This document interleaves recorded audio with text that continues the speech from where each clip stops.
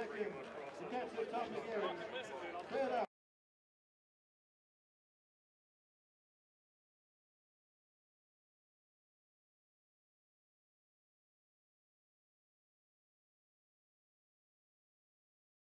and a fantastic play. Jumps up and robs him of a base hit and possibly the go-ahead run. Here's the play. They're going to lob it to home, and it gets down, and he's out at home. Here comes the run. Play it third and sight. The pitch, and this is hit hard. This is going to left field. This one is back, and it's out of here.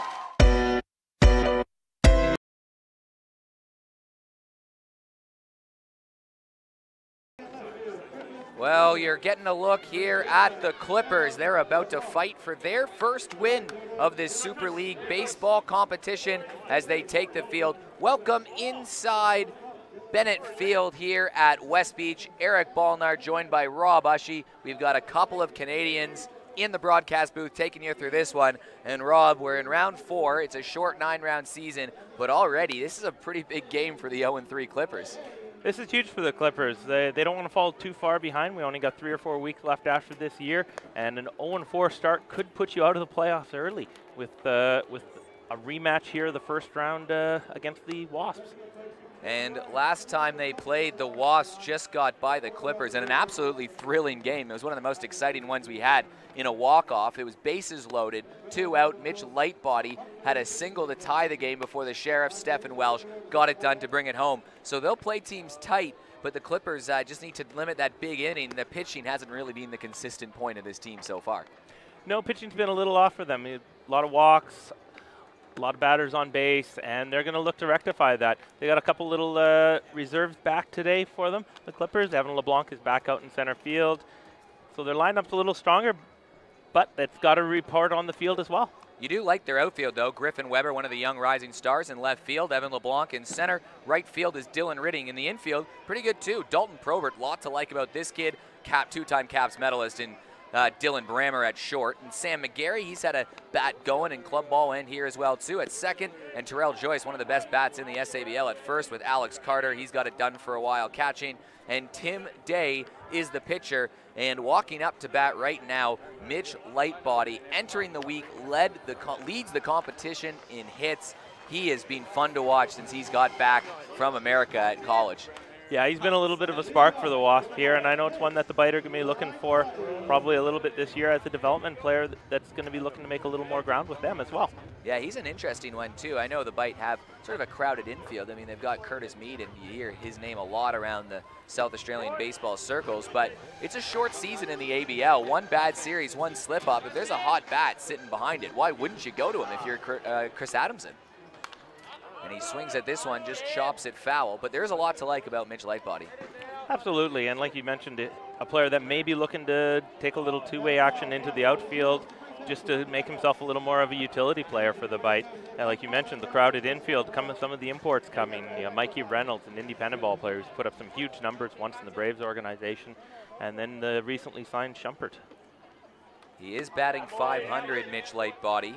And we talked about that at the top of the broadcast, that bases loaded 2-out hit in round 1 to get the Wasps off and running. I mean, what kind of pressure is that as a kid when it's bases loaded, knowing you are potentially the last batter of the game? And this is a chop foul. Yeah, Mitch Lightbody's a young kid, but he's got the experience. He had that 1 year in America, and he's got a couple years of, he's had some at-bats for the Bite. Young kid who's got the experience playing under the lights of a pro ball field before, so probably really wasn't much to him. And he chops that foul, and you can see it here with Tim Day. He's just sort of fouling the ones he wants. What's he doing here? Is he just looking for the pitch that he wants, or is he just missing on him? Or he's battling now. Down in the count 1 and 2. Day's more known for that big curveball that he has. He got ahead 1 and 2 with it. He's throwing a little more fastballs. Last week he threw a lot of curveballs. There's that curveball, which Lightbody just on the outside of the bag down third base line. Stay alive. Tim Day with a 5.06 ERA, but he's had a couple nice outings. He's been sort of hot and cold in this competition so far. Yeah, last week I think the one that probably jumped that ERA up. His curveball wasn't quite as sharp last week, and was able to be hit around a little bit. It looks a little sharper as he starts this one here. Well, it's always got to feel good if you can get the first out of the game in one of the tough bats, but this is a tough lineup. having Tom McGarry, Austin Gallagher, Stephen Welsh, and Tyrone Hambley following you. That's scary, as that's a big strikeout from Tim Day to start the game. That's exactly what the Clippers need. They need to set the tone early with their pitching. There's that big curveball that he had trouble with controlling last week. Looks like he's got it going tonight as he's thrown a few good ones. The Wasps have changed their order up a little bit. Gallagher up in third, Welch in fourth. The import Taylor Travis down in the 7 hole. He's been in the leadoff spot and he's been struggling, so put him down a little further. So they look to change things up. Tom McGarry up right now. He's been hot in the Super League, so why not get his bat where he gets more playing time? Yeah, 3 games batting .429, Tom McGarry, and then you just said that Austin Gallagher and Stephen Welsh standing right behind him. I mean, that just is going to make it a lot harder as he swings at this one. This is a high fly ball in foul territory. That's just going to get over to the bleachers, but they're making some contact, but nothing in play so far. And then, yeah, Tyrone Hambley, Jackson Brebner Russ with Taylor Travis all the way down at 7. He's a good player, too, and that just shows how deep this hitting lineup is. Yeah, Travis is going to be one that we're going to look at probably over the next couple of weeks. He struggled early. It's the adjustment into Australian League for a young man who's never played away from the United States. He was 0 in the SABL. There's fastball low from Day to even count at 1. First time he's been away, and he struggled a little bit the SABL to start his first 3 rounds. He didn't have a hit, but this past weekend he had a few nice days. Couple triples, couple singles. As McGay takes this one deep, this is going back, and call me a small Italian boat because that ball was gondola. Tom McGarry opens the account for the Wasps, and they're buzzing early. It's 1-0. Yeah, he knew that one right off the bat there. Tom McGarry stood and watched that one a little bit. He knew he got that one as it landed just under the Bennett Field sign right field. Here we watch on Black Home Replay. There's a little trot, bat off to the side. He knew he got it all. Always feels good as a batter. 1-0 Wasps early. Yeah, that's a big one right there. And as we're talking about how important it is for the Clippers to set the tone early with a strong pitching performance out of the gate right off the bat, it's a big home run from Tom McGarry, and it just doesn't get any easier. He was a guy that you coach with and get to be around the club quite a bit, and Austin Gallagher. And again, it's always an adjustment period, as you said, for those Americans in that first couple weeks, but he's been an all-star in the South Australian Baseball League for a pretty good reason for the last couple years. Yeah, Austin Gallagher, former 3rd-round pick of the Los Angeles Dodgers. Not a big deal. No, nothing too big there. You say I'm around him a little bit. He's my roommate, so I see him quite often. But yeah, no, he's had 20+ home runs the last couple of years here in the SABL. Big power hitter. Moved up in the order here to get a little bit something going. So far, a great move by Coach Adrian Chenoweth to move Tom McGarry up, get that opening run, and put the Clippers in a hole early. Austin Gallagher has not got going in the Super League as of yet. This is a high fly ball. Terrell Joyce moving under this one, but it just keeps drifting. Looked like it was going to be playable at first, but that one's just out of play, so that'll be returned back to the field of play. But yeah, Austin Gallagher only batting .286 so far. He's only got a couple hits in the competition, but you know that one game can really change that for a guy like Gallagher. Yeah, and a nice short season like the Super League here, you have one game in which you gather 2 or 3 hits. That average, that's in the anywhere from 250 to 300. That jumps up into 400 instantly, and then all of a sudden we're talking about having a great year. And he's going to hit this hard down the first base line. Great diving play from Terrell Joyce. Flick over to first. Terrell Joyce with a fantastic play to absolutely rob a base hit off of Austin Gallagher. Yeah, first baseman, corner outfielder. Men came up with the Houston Astros playing a little first base here. Diving play. Great job by Tim Day. Recognition to cover first base like a pitcher should. Easy out. Robbing potential extra bases away from Austin Gallagher. Makes it look really, really easy as Stephen Welsh will come to the plate.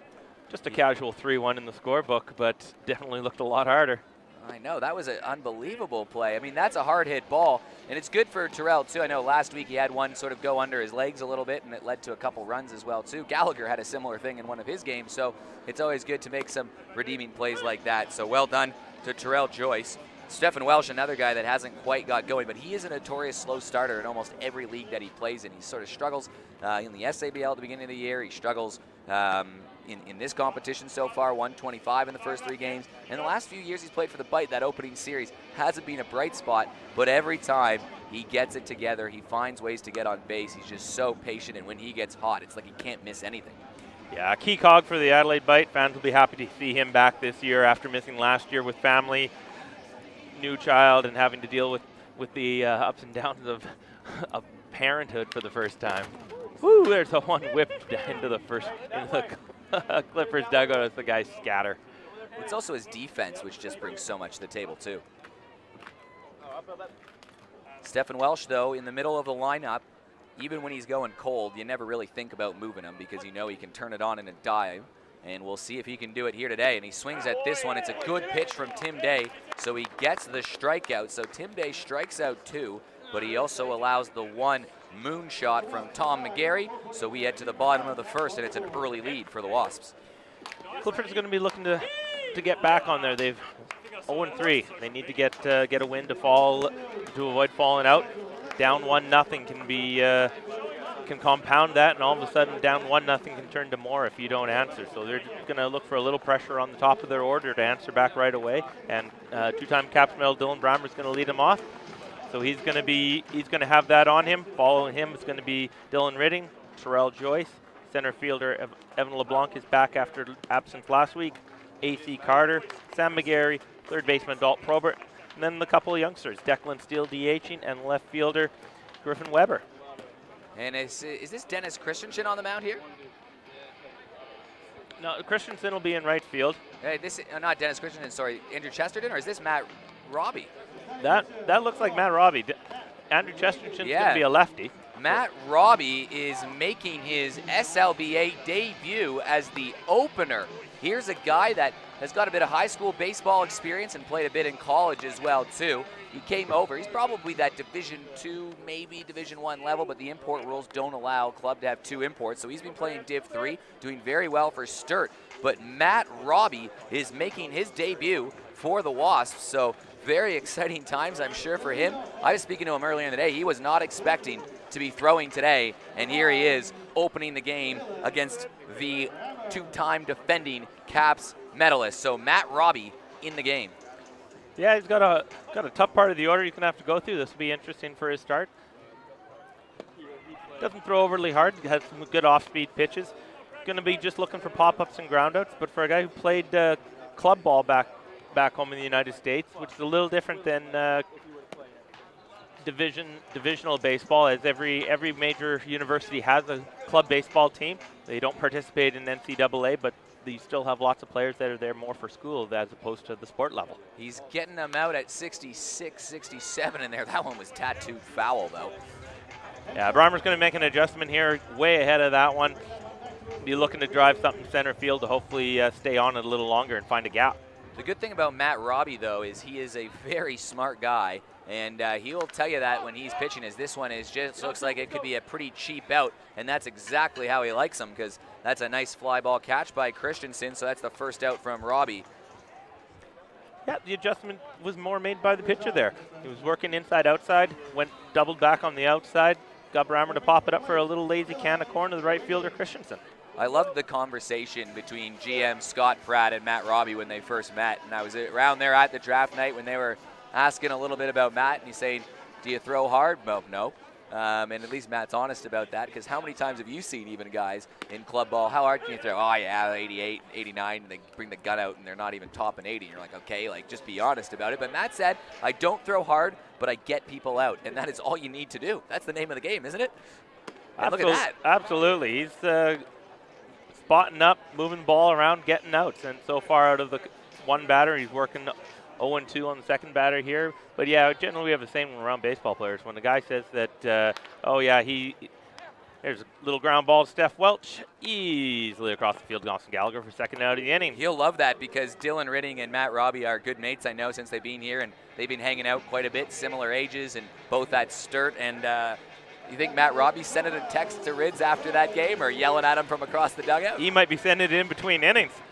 Well, it's one of the nice things we've talked about for the Super League, and anyone who's just joining us now, you're going to have teammates versus teammates, friends versus friends in this, because it was a draft, and now you got players from all over joining each other for the chance to play at a little bit higher competitive. There's another pop-up.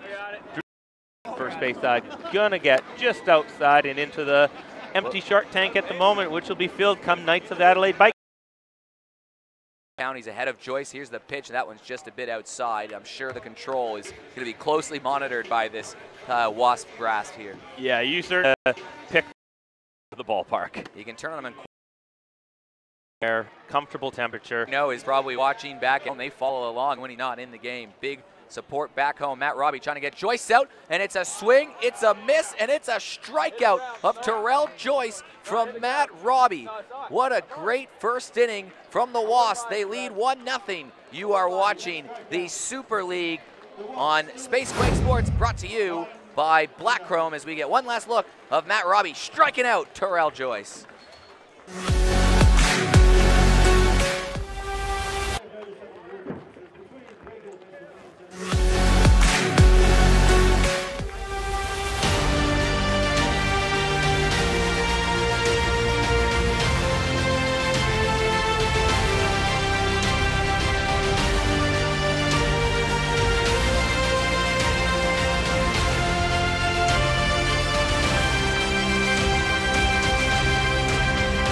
Got two little horns and they give me a little bit. Well, Tim Day warming back up on the mound. First inning through the books. I love the Super League. Just to get a bunch of different guys out on the mound pitching, and you know how deep they're going to have to be. Last week, the Wasps got to use Jared Wilson, guy that throws 93, 94 last week. Oh, by the way, Jared Wilson, he signed with the bite. He said that he was just sort of warming up in this game. He normally throws 98, not a big deal. But Jared Wilson, not available. Game as well, too. So last week in their game, not around. You get a guy like Matt Robbie. What a great first inning for him. Yeah, he definitely showed the opposite of what the other guys you mentioned of Jared Wilson, Tom Fitzgerald, both the high-velocity guys with off-speed complementing it. Matt Robbie was a little more of the off-speed with the fastball to complement. But that's one of the nice things of the Super League, that for anyone who's just tuning in now who hasn't seen it before, you're going to get some players that, like Jacob Wilson last week, he's actually from Brisbane, playing with the Pine Hills Baseball Club there, came over as an import, brought himself over, but he used this as an opportunity as a tryout for the Adelaide Bite. And he got that deal, which is and he used it. It was successful, absolutely. And it's also good to see. I mean, you'll hear constantly at Bite Training, Chris Adamson tell the Bite players, you know, you guys have to be the best players in this competition. It's a competition of the best players, so the expectation is you are one of those best players. And you saw that last week. The Bite players on the cart performed, and they did it again today. But there's a lot of former Bite players in this competition as well, which can play, and there's a lot of really, really good imports. So it's a great measuring stick for these kids to get their scraps in, I guess. Might have been the fastest fastball we've seen from Day in the last couple of weeks. He'll try to overthrow it a little bit. Pulled it just outside. Now he's falling behind 3-0. He's going to want to get back in here. You don't want the first guy on. Leadoff walks tend to hurt you. Tyrone Hambley took that all the way. It's a 3-1 count. If this is a strike here, Tyrone will be the first to tell you he's quick to turn on anything he likes in the zone. He's a very good hitter, and he likes the quick speed of play here, and he's going to take a walk. So Tyrone Hambley earns himself a walk. He's had a very nice little tournament in this so far. He's batting .375. But he's also got a couple walks as well, too. So Tyrone Hambley doing exactly what you'd expect from Tyrone Hambley, to be honest. Yeah, he's one of the scary hitters just because he is willing to take his walks and take his bases. But at the same time, he can put one out of the ballpark because he was hit, I believe, the first home run, or the second home run. Sorry, Todd McDonald hit the first home run in Super League Baseball. But he hit the second one, and his was a rocket out of here 2 weeks ago. Well, when the marquee players were announced back a couple months ago, the one player that I was talking about and people were talking about in the office, and I was saying, first guy you got to sign is Jackson Brebner-Russ. He is tailor-made for this competition because he's a pitcher, he can throw, and he's pretty good with the bat. So far, he's batting .400. He's got a couple saves already. Jackson Brebner-Russ really showing why he was such a highly touted marquee spot. Yeah, he's definitely, and he's one of the players that you would have mentioned that Chris Adamson was talking about. He is one of the members of the Adelaide Bite who has to be one of the best players in this league, and so far he's shown it both with the bat and with his arm. And he's got a runner on as he takes one inside, so Tim Day struggling a little bit with his command at the moment. It is a 2-1 count. Yeah, we'll see. We do have action up in the Clippers bullpen, as that is one of the rules of the Super League, is that a pitcher does only have the fastball inside. 3-1 count, falling behind to Brebner-Russ is not the count you want to be in. But pitchers do only get 6 outs or 40 pitches, and then they do have to come out of the game. And you saw that really interesting scenario in the last game where the Carp didn't have anyone going. They were down to their last out of the game. Wilson Lee on the mound, and he walked a guy just as Tim Day does here. That was it for the game. He couldn't throw anymore or they'd be disqualified effectively, so they just had to bring in a guy sort of cold in Nick Kerfora. He got it done anyways, but here's a bit of a scary situation here. 2 walks from Tim Day as there'll be a bit of a visit. Taylor Travis, he said he was waiting for a moment to heat up. Here's an opportunity for him with a runner on first and second and no one out. Yeah, we spoke about him earlier. He had a big weekend this past weekend in the SABL. 2 singles, 2 triples, I think 5 or 6 RBIs. So that might have been his breakout weekend. We'll see what he does here. At the same time, we'll see if the Wasps decide to play a little bit of small ball. Travis does have speed. He has tried to bunt for single a couple times in this tournament, which he hasn't been able to do yet. But it is an option that they can put on. Meanwhile, just there, Paul Mildren just came out and had a quick word. Paul Mildren, one of the most respected pitchers in South Australian baseball, time with the bite. He played quite a long time in professional baseball ranks, one with the Marlins and a couple other teams in the States. Huge guy to have involved in this competition, and Day, obviously a developing pitcher. I know he's a bit older, but what kind of stuff do you think Mildren would be telling Day right there? As this is a pitch thrown back, trying to get the runner out at second, and he got him. That is a massive break right there for the Clippers, and a great throw from Alex Carter. He gets it to the Caps medalist. Take a look at this on the Black Chrome replay. Yeah, great play by Alex Carter to catch Bones Hambley off the base. He had to take that extra step as the bunt was going down. Great throw by Carter. Got a cannon for an arm behind the plate. Makes him one of the best in the SABL. And now the threat's almost eliminated. Yeah, and a double play gets him out of the inning. They went from potentially the next pitch can get him out, although here's the threat back on as this one just slips by and speak too soon, and that's what happens sometime. But a runner back in scoring position for Taylor Travis. Yeah, it looks like we had a little bit of a cross-up there between Day and Carter. Looks like Carter was looking for the fastball and got caught by that big slow curveball. Mildred was probably looking for Day to attack the batter. They had to speak about the bunt, knew their coverages, knew where he was going to go and how they wanted to attack that. But at the same time, you got to go at a batter there and just try to get the outs. There's another curveball inside, and we're ahead 3-0, and he could be back right into the fire that he just had started for himself. Yeah, at least though a walk would open up the double play, and it'll be interesting to see what Taylor Travis does here with the 3-0 count, if he takes a swing at it at all. Big pitch coming up from Tim Day, and Taylor whiffs at this one. That was a good pitch inside, and just couldn't be handled from Travis. Yeah, he's going to be mad himself. He got a fastball there that he could handle. He knows it. Yeah. He's going to have to reassess what he's doing here, get himself ready for the next one, and not swing at one out of the zone this time. Yeah, he would have been on base there. James Bell getting his first start. He's on deck, a Henley and Grange Ram. Pretty diverse group of clubs actually represented looking at the lineup here from the Wasps. Travis from West Torrens, JBR. Before that you saw from Sturt. James Bell coming up in the lineup from Henley and Grange, and after that, Dennis Christensen from Goodwood. But right now, the focus is on Taylor Travis, import, former Oregon Duck. Played under Brook Knight. He swings at that one, jammed just a little bit. This is up in the infield, should be playable, taken by Terrell Joyce. And just like that, we're 2 outs down. He walked up to the plate with 2 on and nobody out. Now there's 1 on and 2 out. Yeah. So far, Tim Day got himself into trouble. Couple walks, back-to-back walks, nobody out. Got himself out of trouble. Makes a good pitch as Travis tries to bunt. Hambley gets caught leaning a little bit to third base. Carter picks him off, and then a great pitch there, 3-1 to get the infield pop-up. 2 outs. Now he's back into the driver's seat where any fly ball, ground ball can get him out of the inning. James Bell getting an opportunity here. He's at Henley and Grange Baseball Club. Well-liked guy around the club ball spheres as well. Just a nice guy, James Bell, and good to see him get an opportunity here, and it would be great if he could put his mark on this game by driving home another one. Yeah, this is his first start in the Super League. Last season, 98 at-bats in Division I for Henley and Grange at 265, 12 RBI. So, he can't swing the bat a little bit. He'll be looking to probably drive something in the hole on the right side. Just a bit inside. Another player here it's great for a guy like this who's been around the SABL Div 1 circuit for a little bit. He gets a higher level of play in this competition. He's probably not on the bite radar, but this is a great chance for him just personally to develop his game and take a step forward. And he sort of shoots this one out towards the center field. Ridding moving under this one. A little difficult play in that, but he gets the 3rd out. So a quick threat that ended just as quickly as it started. So we head to the bottom of the second, and the JSR Plumbing Wasps lead 1-0.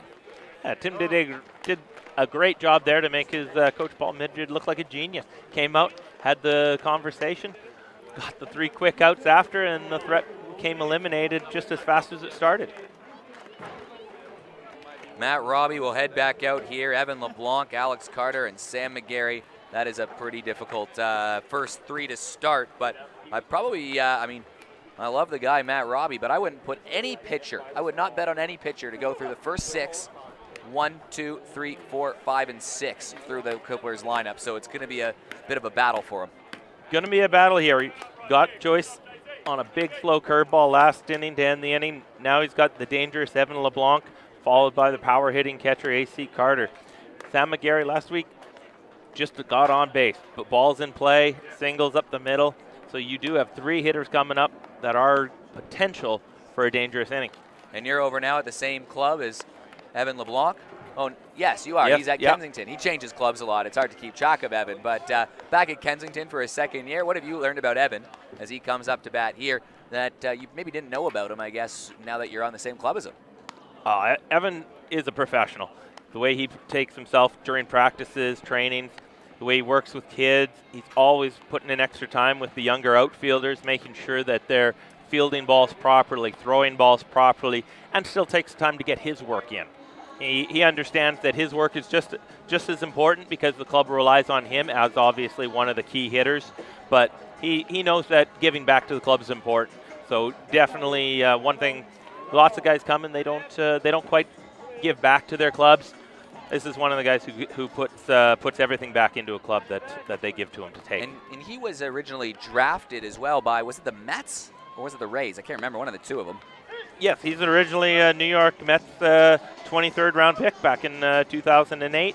Had a couple years through their organization and been out here in Adelaide for the last few years.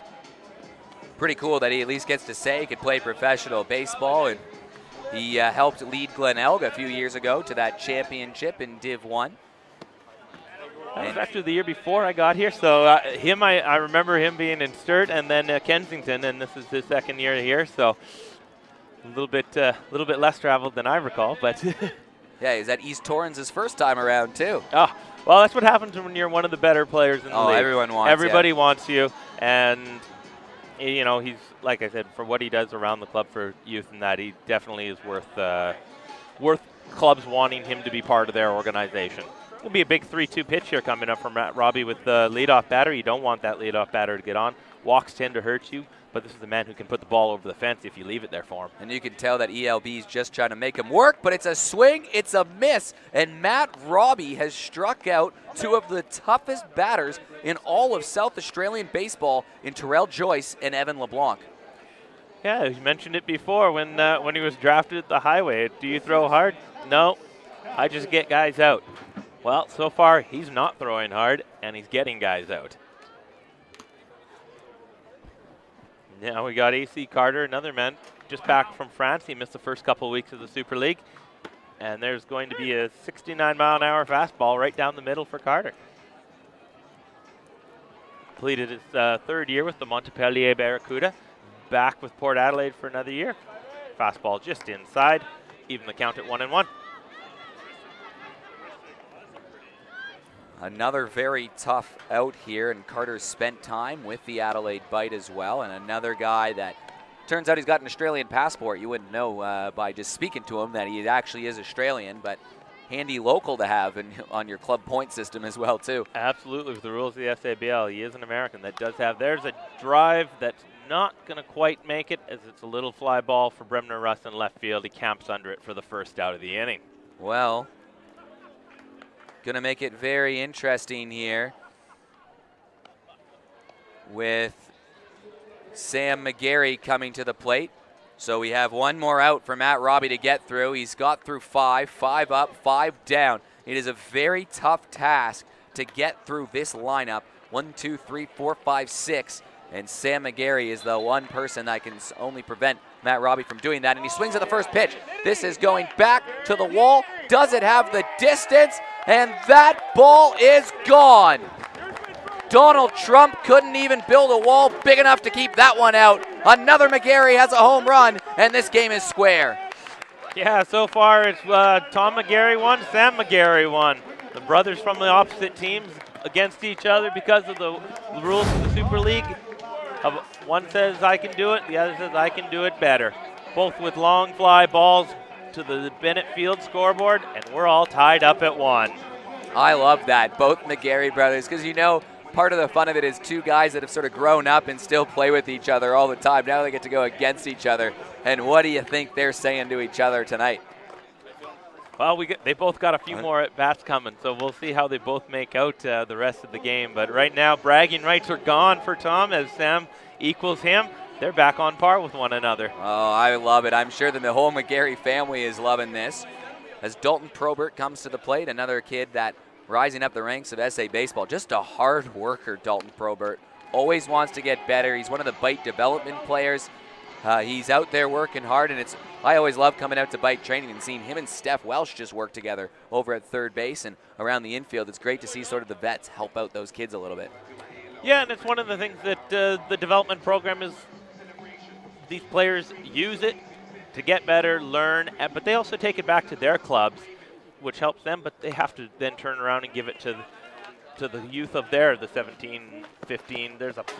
This one chopped. It just dropped in front of the dugout, but Tom McGarry couldn't quite get there. So we will keep going on here at the at-bat with Dalton Probert. But yeah, you're absolutely right. He sort of has that trickle-down effect throughout baseball, and it gets guys wanting to be involved. And you know what? You never know. I mean, guys aren't invincible. People do get hurt. People do struggle. Those development guys are the first ones called up. Yeah, we saw it last year. Bite struggled a little bit. They turned to their younger players, the development players, and they all got a little cup of coffee, and they performed. Curtis Mead, Mason Clavel, these guys were more along the ball in the dirt, who even the count at 2. They were more along the lines of probably development, probably a year or two away in the brass thinking, but with the opportunities they were given, they capitalized on them, and now they're part of the team probably looking forward for this season. Yeah, you're right. The book on Mead last year was, a kid that's immensely talented, as this is hit out towards center field as Taylor Travis moves under this one, makes the final out. So we're through 2. It's a trade of McGarry shots. It's 1-1. So a very good outing from Matt Robbie. We've got ourselves a ball game. You're watching Super League Baseball on Spacequake Sports, brought to you by Black Chrome.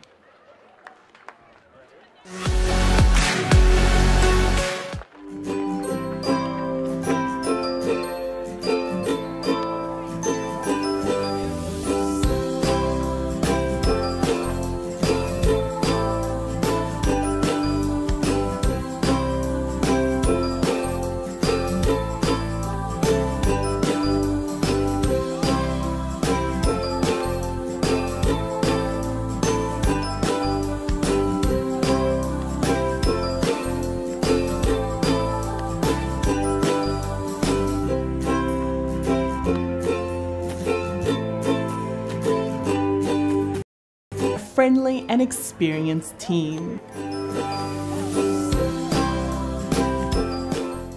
She got 2 little horns and they give me a little bit. Well, one of the quirks of the Super League, as you mentioned earlier, Rob, is 40 pitches or 6 outs. And both our first, Tyler Chappell, another Bite farmhand, and another breakout. He got a hold of his slider and his changeup last week, and he was dominant with it. Dennis Christensen will line up. He's a funny character, Dennis Christensen. Everyone loves Dennis in the baseball community because he's a funny guy. He's one of the perfect guys for the Super League because for the first year, you're bringing a lot of players who know who each other are but aren't teammates off the field. He likes to talk and have fun with everybody on the field. I've had lots of times to talk to him when he's at third base for Goodwood, and we always have a good time that sometimes we miss parts of what's going on in the game.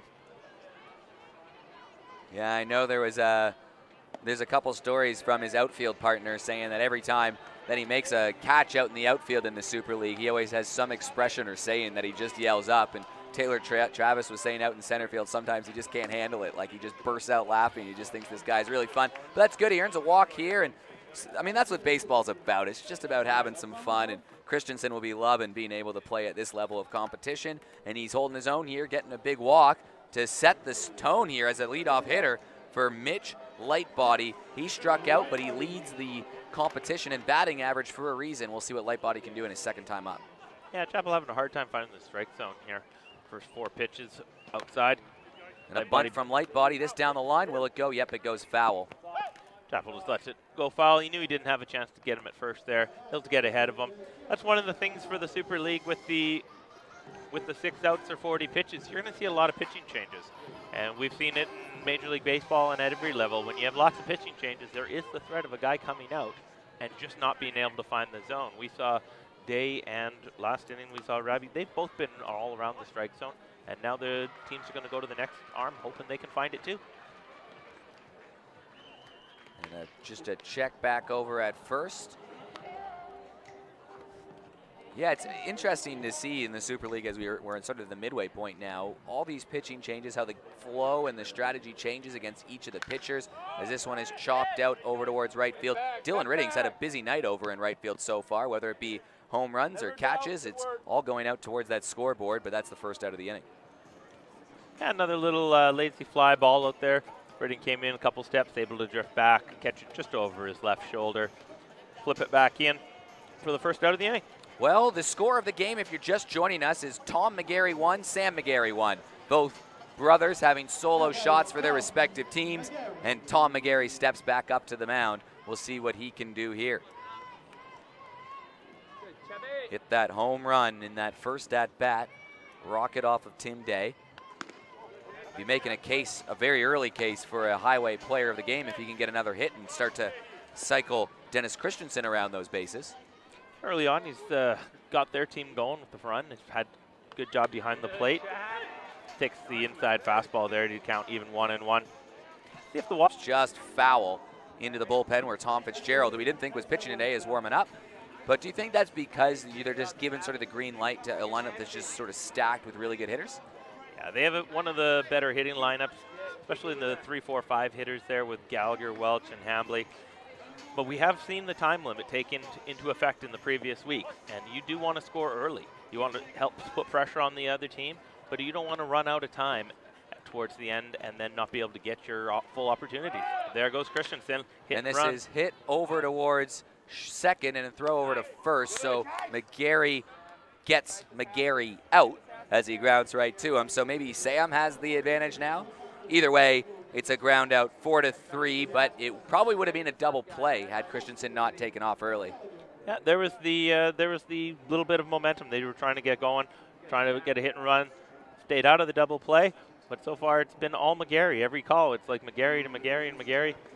But got to be careful here. You got Austin Gallagher. You don't want to put him on base with Steph Welch after, but at the same time, you don't want to pitch to him. Well, it was good, though, that he could get in scoring position because Austin Gallagher comes to plate. And you see that Wojtek clock come up here. That's how much time is left before we're in that no new innings situation. And that's 72 minutes to go before that happens. So still a bit of time. We're only in the top of the second, so we've just got this game underway. But Austin Gallagher, a shot, just hit where he ain't. And you're probably scoring that run. And Dennis Christensen, as Chapel struggles to find the zone that goes outside. Yeah, any base hit, probably going to score. Christensen doesn't have blazing speed. There are 3 outfielders with good arms out there, but he'll be off at the crack of the bat, so he gets the early jump. And this is hit hard, and that's a big gap shot that should score a run. Austin Gallagher rounds first, and Dennis Christensen will walk home. That's a big double from Austin Gallagher, and it is a 2-1 ball game for the Wasps. Yeah, Wasps grabbed the lead there. Austin Gallagher with a line drive over the head of the second baseman.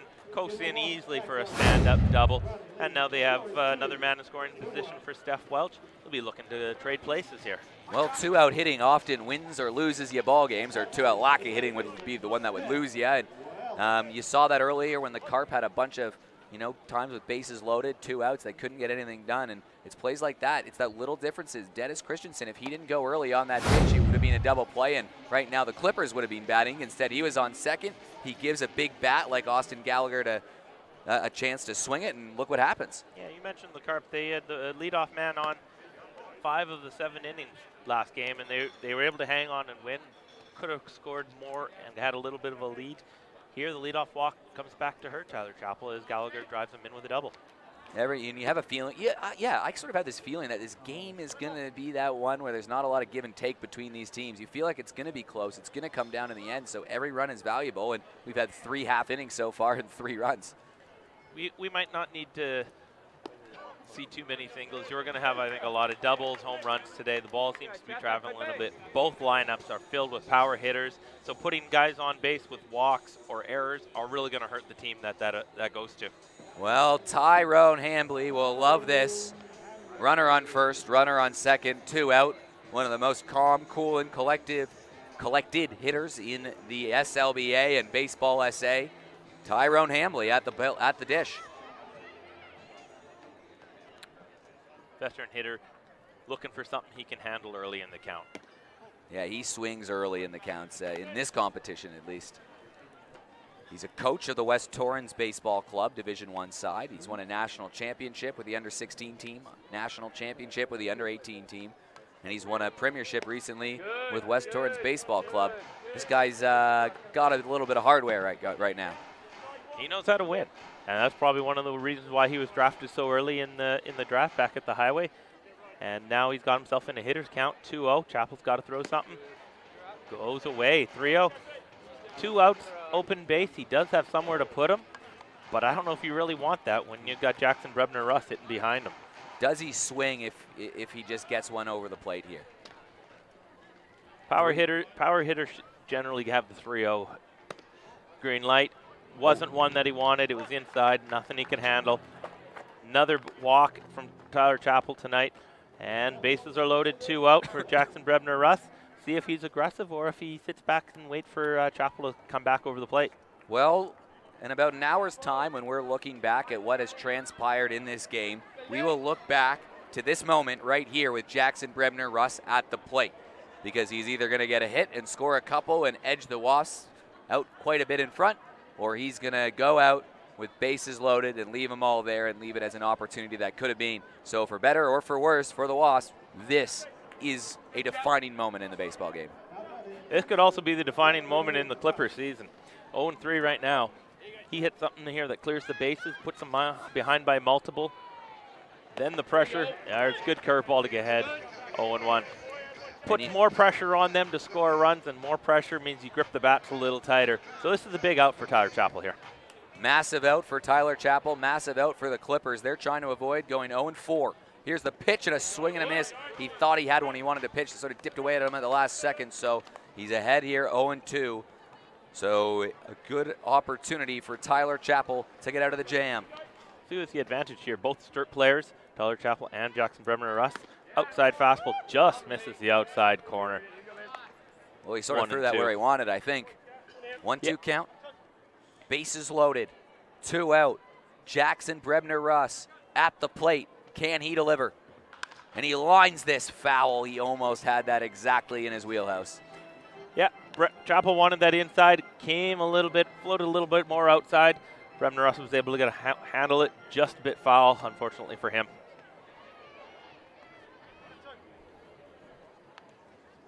The more he battles, the more pitches he sees, the better the opportunity comes for Brebner-Russ. Here comes the 1-2. And he fouls another one straight back to stay alive. Yeah, that was just a Bee Gees moment right there. That's all he was trying to do. Just keep himself alive in the at-bat, wait for that pitch. So it's a bit of a battle right here. It was never going to be easy for Tyler Chappell in this situation. So JBR assuming or making sure that that does not happen. He's worked his way back in it. That ball slips away. Will this score a run? It will. It's 3-1 off of a pass ball. Austin Gallagher had the double, and he scores, and those little mistakes might prove costly. And now it is runners on second and third and a 3-1 lead for the men from the Beehive. Still a big situation here for Tyler Chappell. You've given up the one on the wild pitch there. You can't allow a hit here to fall behind 4-1.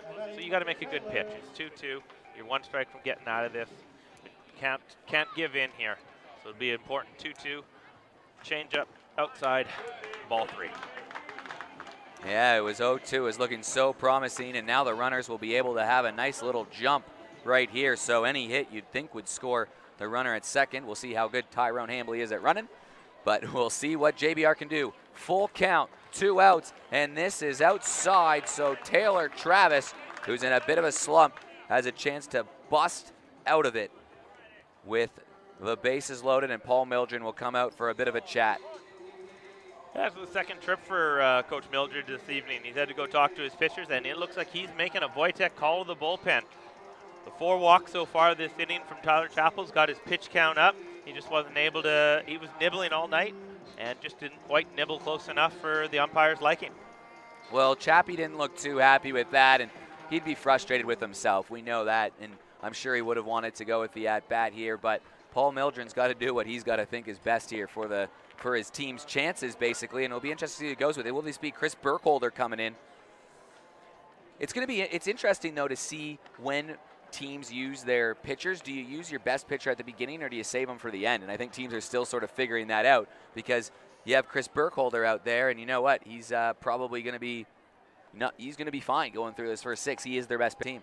After the highway this year, he had a great season last year with Glenelg. This year he played over at Czech winter ball. He was 6-1, 79 innings, 2.72, and 85 strikeouts in those 79 innings. So he's a power arm. Last year he had a 1.05 ERA in the SABL. You're looking for the outs here. Paul Mildred knows that he probably would have wanted to keep Burkholder.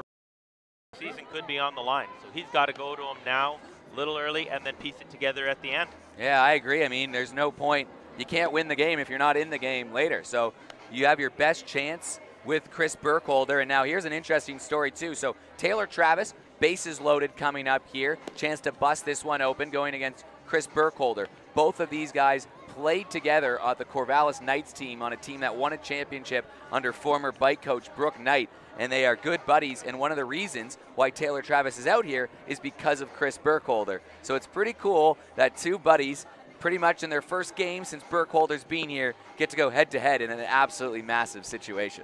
Yeah, Burkholder missed the first couple weeks of the Super League. He was away in Czech, and then he went home for a little rest and relaxation after a long season over there before he was able to make his way over here. We do have 2 friends pitching and hitting against each other. Burkholder, former Dartmouth product, and Travers, the first former University of Oregon. Well, a big moment in the game. They go to the bullpen early with a Wojtek pitching change with Chris Burkholder on the mound getting ready to go. He has his family that's up at 3 in the morning watching this. A shout out to his girlfriend Nicola, who's up watching this as well too. So a big moment for Chris Burkholder. Bases loaded. Let's see what Taylor Travis can do, and I wonder if he'll swing early here. Depends how well he thinks he knows him. See if he gets a fastball early. See, I love these battles because both of these guys will think that they know each other. Yeah, the pitcher always thinks he knows how to get a hitter out, and the hitter always thinks he has the advantage because, oh, I know what you throw is the thinking there. Well, 2 friends back from playing some summer ball together with Brooke Knight going head-to-head in a pivotal moment in the game. Here's the pitch, and Travis, there you go, swings early in the count, but chips that away foul, and he's hitting himself, Taylor Travis, on that one. I think that was the one he wants, but Berkey throws that one at, well, I think the radar gun's a bit broken. 221 miles per hour. You think that's how hard Berkey's throwing it? No, he's a mid-low 80s pitcher. That's the second one tonight that Travers feels he's just missed. You feel like he's gets close. Another one. He fouled that one straight back. That usually means you're just on something.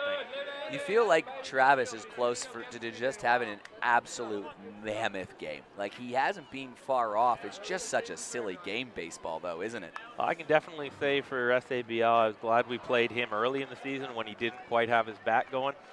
So other teams should be afraid of what I think he can do. Well, he gets a piece of that one again. It's a 2-2 count, and again, Travis sort of knocks his head a little bit there. So a battle between Burkholder and Travis approaching its conclusion here. 2 balls, 2 strikes, 2 outs, bases loaded, and Burkholder is in here to try to keep it a 2-run game. Let's see what Burkholder can do.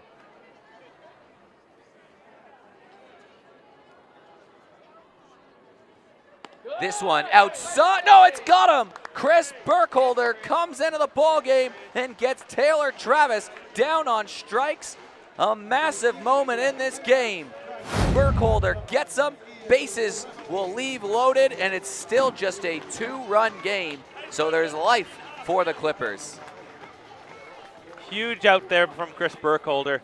That was the inning that could have exploded things and been the end of the season. So he got the job done, and he's going to have to hold them. And now the offense needs to get going. They got to score some runs and create a cushion. Declan Steele will lead it off, but that is unbelievable right there from Burkholder. Well done to Chris Burkholder. One that looked, I thought it was outside, to be honest, just from here on first look. It's a close call, though, so it's going to go down in the scorebook as a strikeout, and that was a massive, massive moment. Yeah, huge out there. It was one of those borderline ones, but he'd earned it. He'd been throwing strikes. If you're out there and you're not throwing strikes, you're not going to get that pitch from the umpire. When you're throwing strikes, you do get that. You get credit for, you get a little bit of leeway on the corners. We do have another Wojtek call to the bullpen, as Tom Fitzgerald will take over from Matt Robbie on the mound for the Wasps. Young man just recently signed with the Adelaide Bite, his first pro contract, so congrats to the young 24-year-old. Yeah, that was announced today on the Bite channels. Great to see, and that's a heartwarming story. I didn't realize that when I was reading the story that Alex Jacobs put together, that at 14 years old, he had never really heard much of baseball, and he wandered down to Kensington, and now he's got a pro contract. Yeah, sometimes you just can't teach what the God-given abilities are, and you look at him. He's a big 6'6", 6'7", lanky player who almost drops the ball on a player's lap.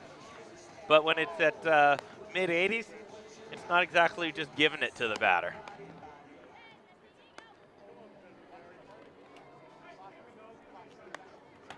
Here you see we got just over 59 minutes left in the game. We're in the bottom of the third inning. It is one of the aspects of the Super League is that it is a 2-hour time limit, so we can't have any new innings after 110 minutes, I believe it is. And so we have had that come into play in previous weeks, so we will keep an eye on that for you as the game goes on. Well, Fitzgerald facing Declan Steele first, and it gets in there for a strike, and a kid that is really developed. You see him at Kensington. Tom Fitzgerald, what sort of stuff does he have in his arsenal, and what's he just getting better at? He comes right at you. He loves to pitch in and out, up and down. He moves it all over. He's got a hard fastball, good curveball, and a changeup that we're working on to complement that fastball. He's a big fella out there, isn't he?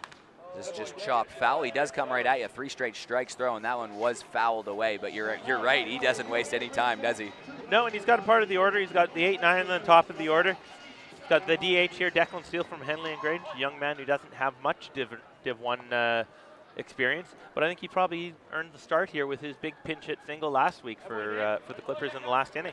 Yeah, and I think the Clippers only had 2 hits last week in general, so anyone that has the hot bat, you got to do it. You saw Tyrone Hambley do that with West Torrens when they got off to a bit of a slow start. He shuffled around the lineup, rejigging the 2s and the 1s in that lineup there, and it worked out pretty good because they've won 3 in a row, and now there's guys that you can't take their spots away because they're winning, and Declan Steele has an opportunity to do a similar thing here. Exactly. He took a little on me last week. Now he's looking to keep going on that build. It's nothing to hang your head on that at bat there.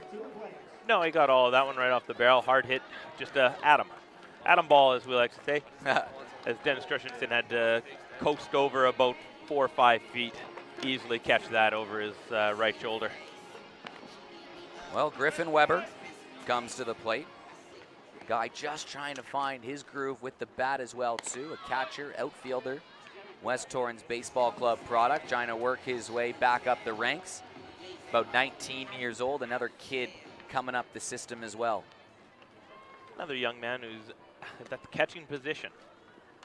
Swings miss on a big fastball. Seems to be catchers is what the state of Adelaide produces around here with all the younger ones. There's a few good players coming up. Griff's certainly one of them. That last fastball from Fitzgerald topped out at 84. We've seen him throw a little bit harder.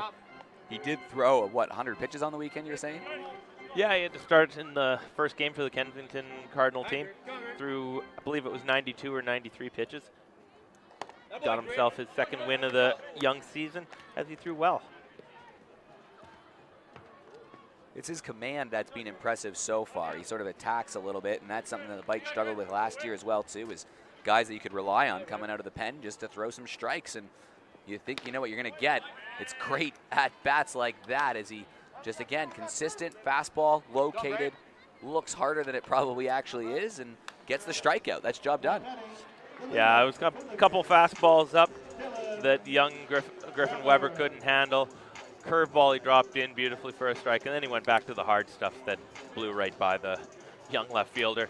We go to the top of the order. This will be another match that he had a couple weeks ago, and he got Brammer a couple times, and Brammer got him once.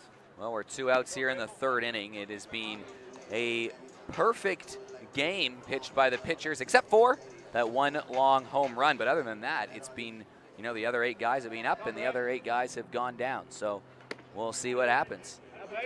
Yeah, it seems to be nobody wants to pitch for the McGarrys tonight, as they each have a home run, and then a couple runs tacked on last inning by the Wasps to get themselves a 3-1 lead. But that was on mainly walks. So the pitchers for the Wasps have been attacking and throwing strikes, and have the reason why that they're winning right now. Another fastball right down the middle of the plate from Fitzgerald. 2-1. Brammer's waiting for something that he can drive, but he knows he also needs base runners with his team struggling to hit. Well, Matt Robbie was in the game earlier and got Dylan Brammer out in that first at-bat of the game. That's how the game started. Robbie came in, he got the first 6 outs. He allowed just that home run to Sam McGarry, which tied the game up at 1, and since then Fitzgerald come in and he's got 2 outs. Can he get the 3rd? It's a 3-1 count. Here's the pitch, and this is hit hard over towards short. Light body, handled, throw across the diamond to first, makes it look easy, and that will retire the side. We're through 3 innings. The Wasps hold a 3-1 advantage here on Super League Baseball, presented by Black Chrome.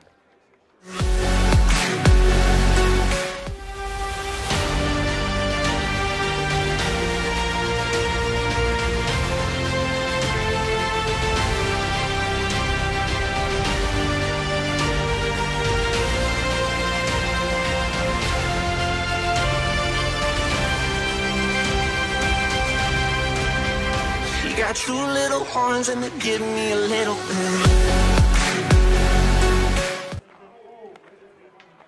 Well, back in the ballpark here, Chris Burkholder's still got 5 outs to play with. You imagine he'd go all of these 3 outs and try to get them into the next couple outs before they hand it over to the bullpen. Name of the game right now for the Clippers is just keep those Wasp hitters at bay and keep themselves in the ball game, because at some point these Clippers bats surely have to wake up, and don't call me Shirley. Yeah, Paul Mildred knew last inning he needed to go to his big arm. He had bases loaded, 2 out, couldn't allow any more runs to score. So he's going to get everything he can out of Burkholder here. Like you mentioned, he does have 5 outs to play with. Super League does only allow 40 pitches or 6 outs, whichever comes first. He had 1 last inning. So we may see him work into what is essentially 3 innings of work if he can get a couple clean ones. But the Clippers do need to keep the Wasps off until their offense gets a chance to get going.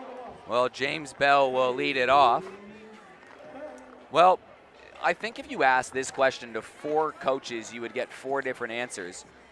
Every team will have their quote-unquote ace, their best pitcher. When do you use your ace in a Super League game? Whew. Well, it's... Oh, Bell drops one foul. Off his body there, rolls foul. Burkholder's their ace, we know that. Generally, I would say you got your best pitcher, you want to start. You want to throw two good innings, give your offense a chance to get you a lead, and then turn it over to your bullpen. Tonight, Mildren knew he needed Burkholder now as opposed to the end. He was saving him more for a close.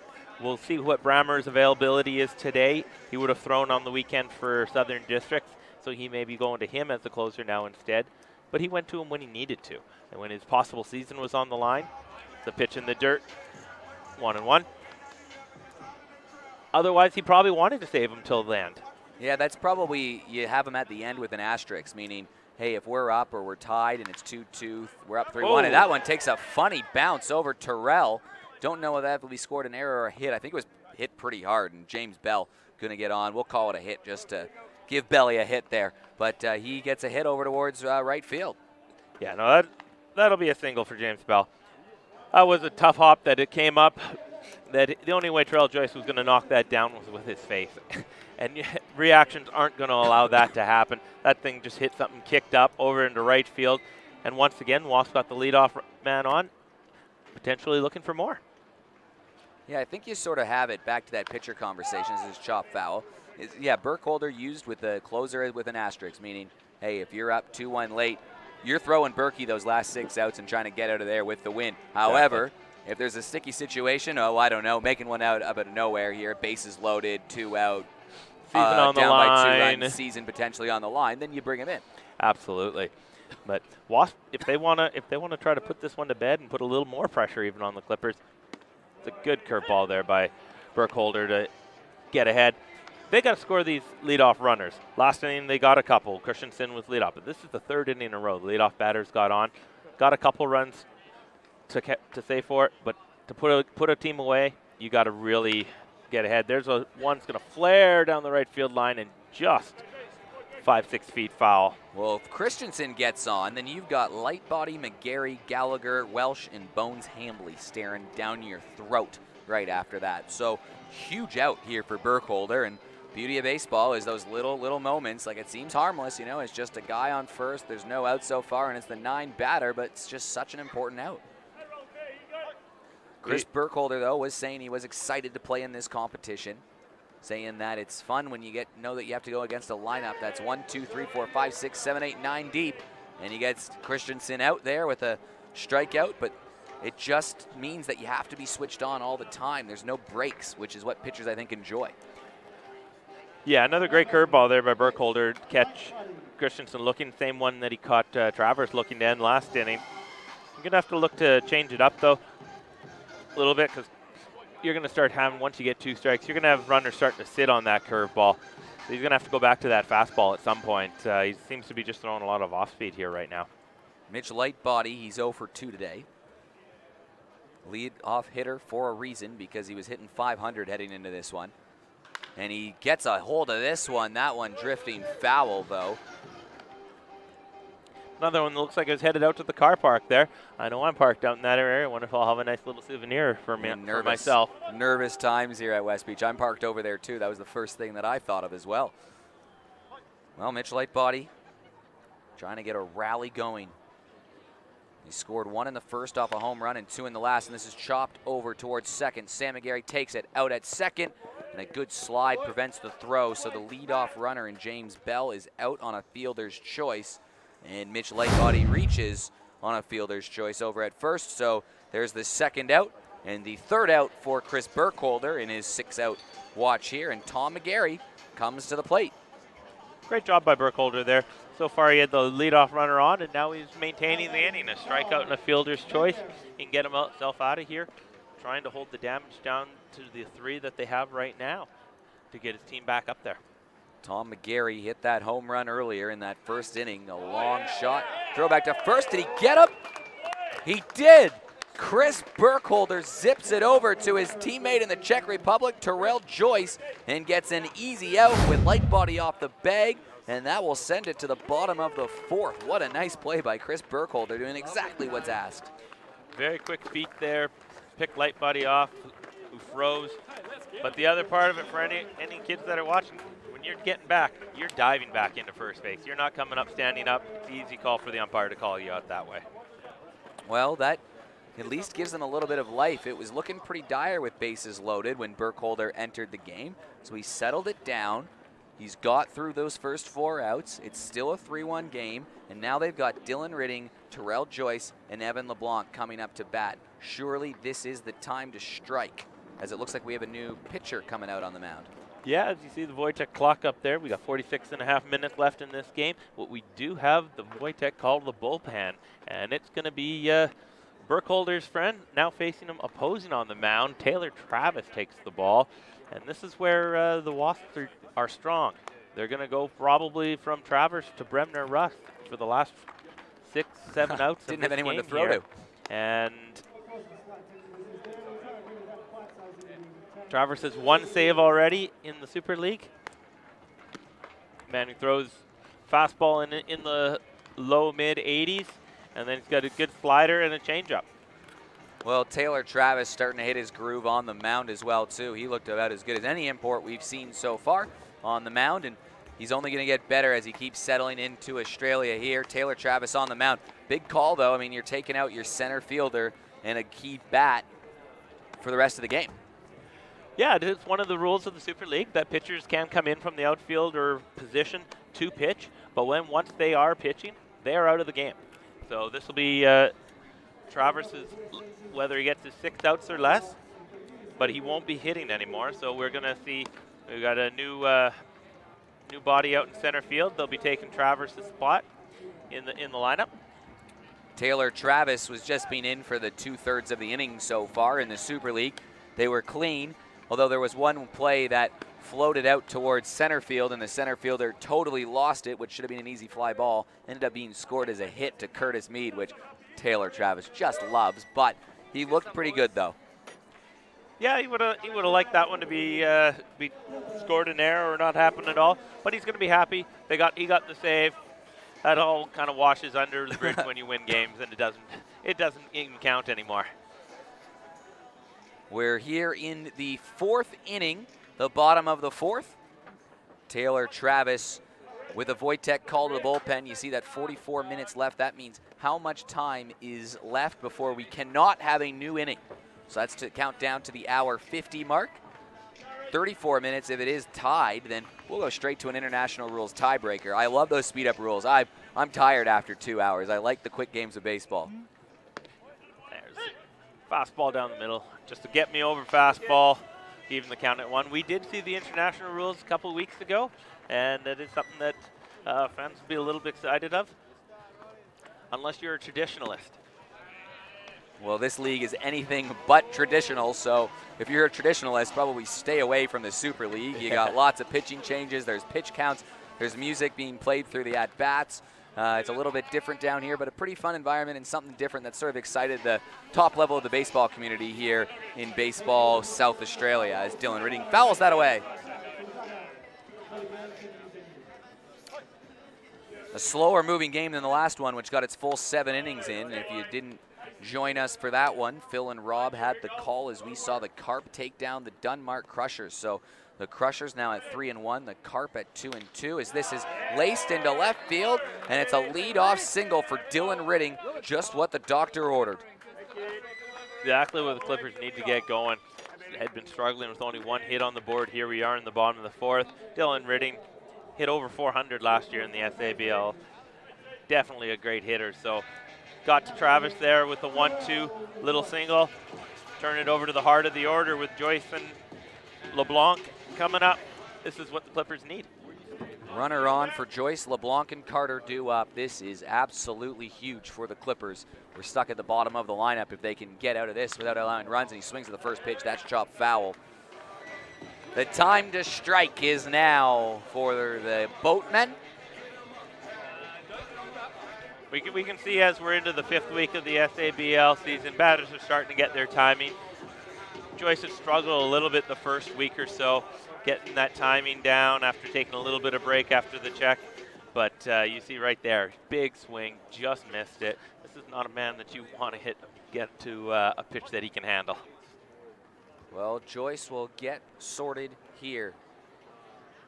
Here's the pitch, and he swings at that one, and again, he just missed it. He's swinging for the fences here. He's trying to tie the game in one foul swoop.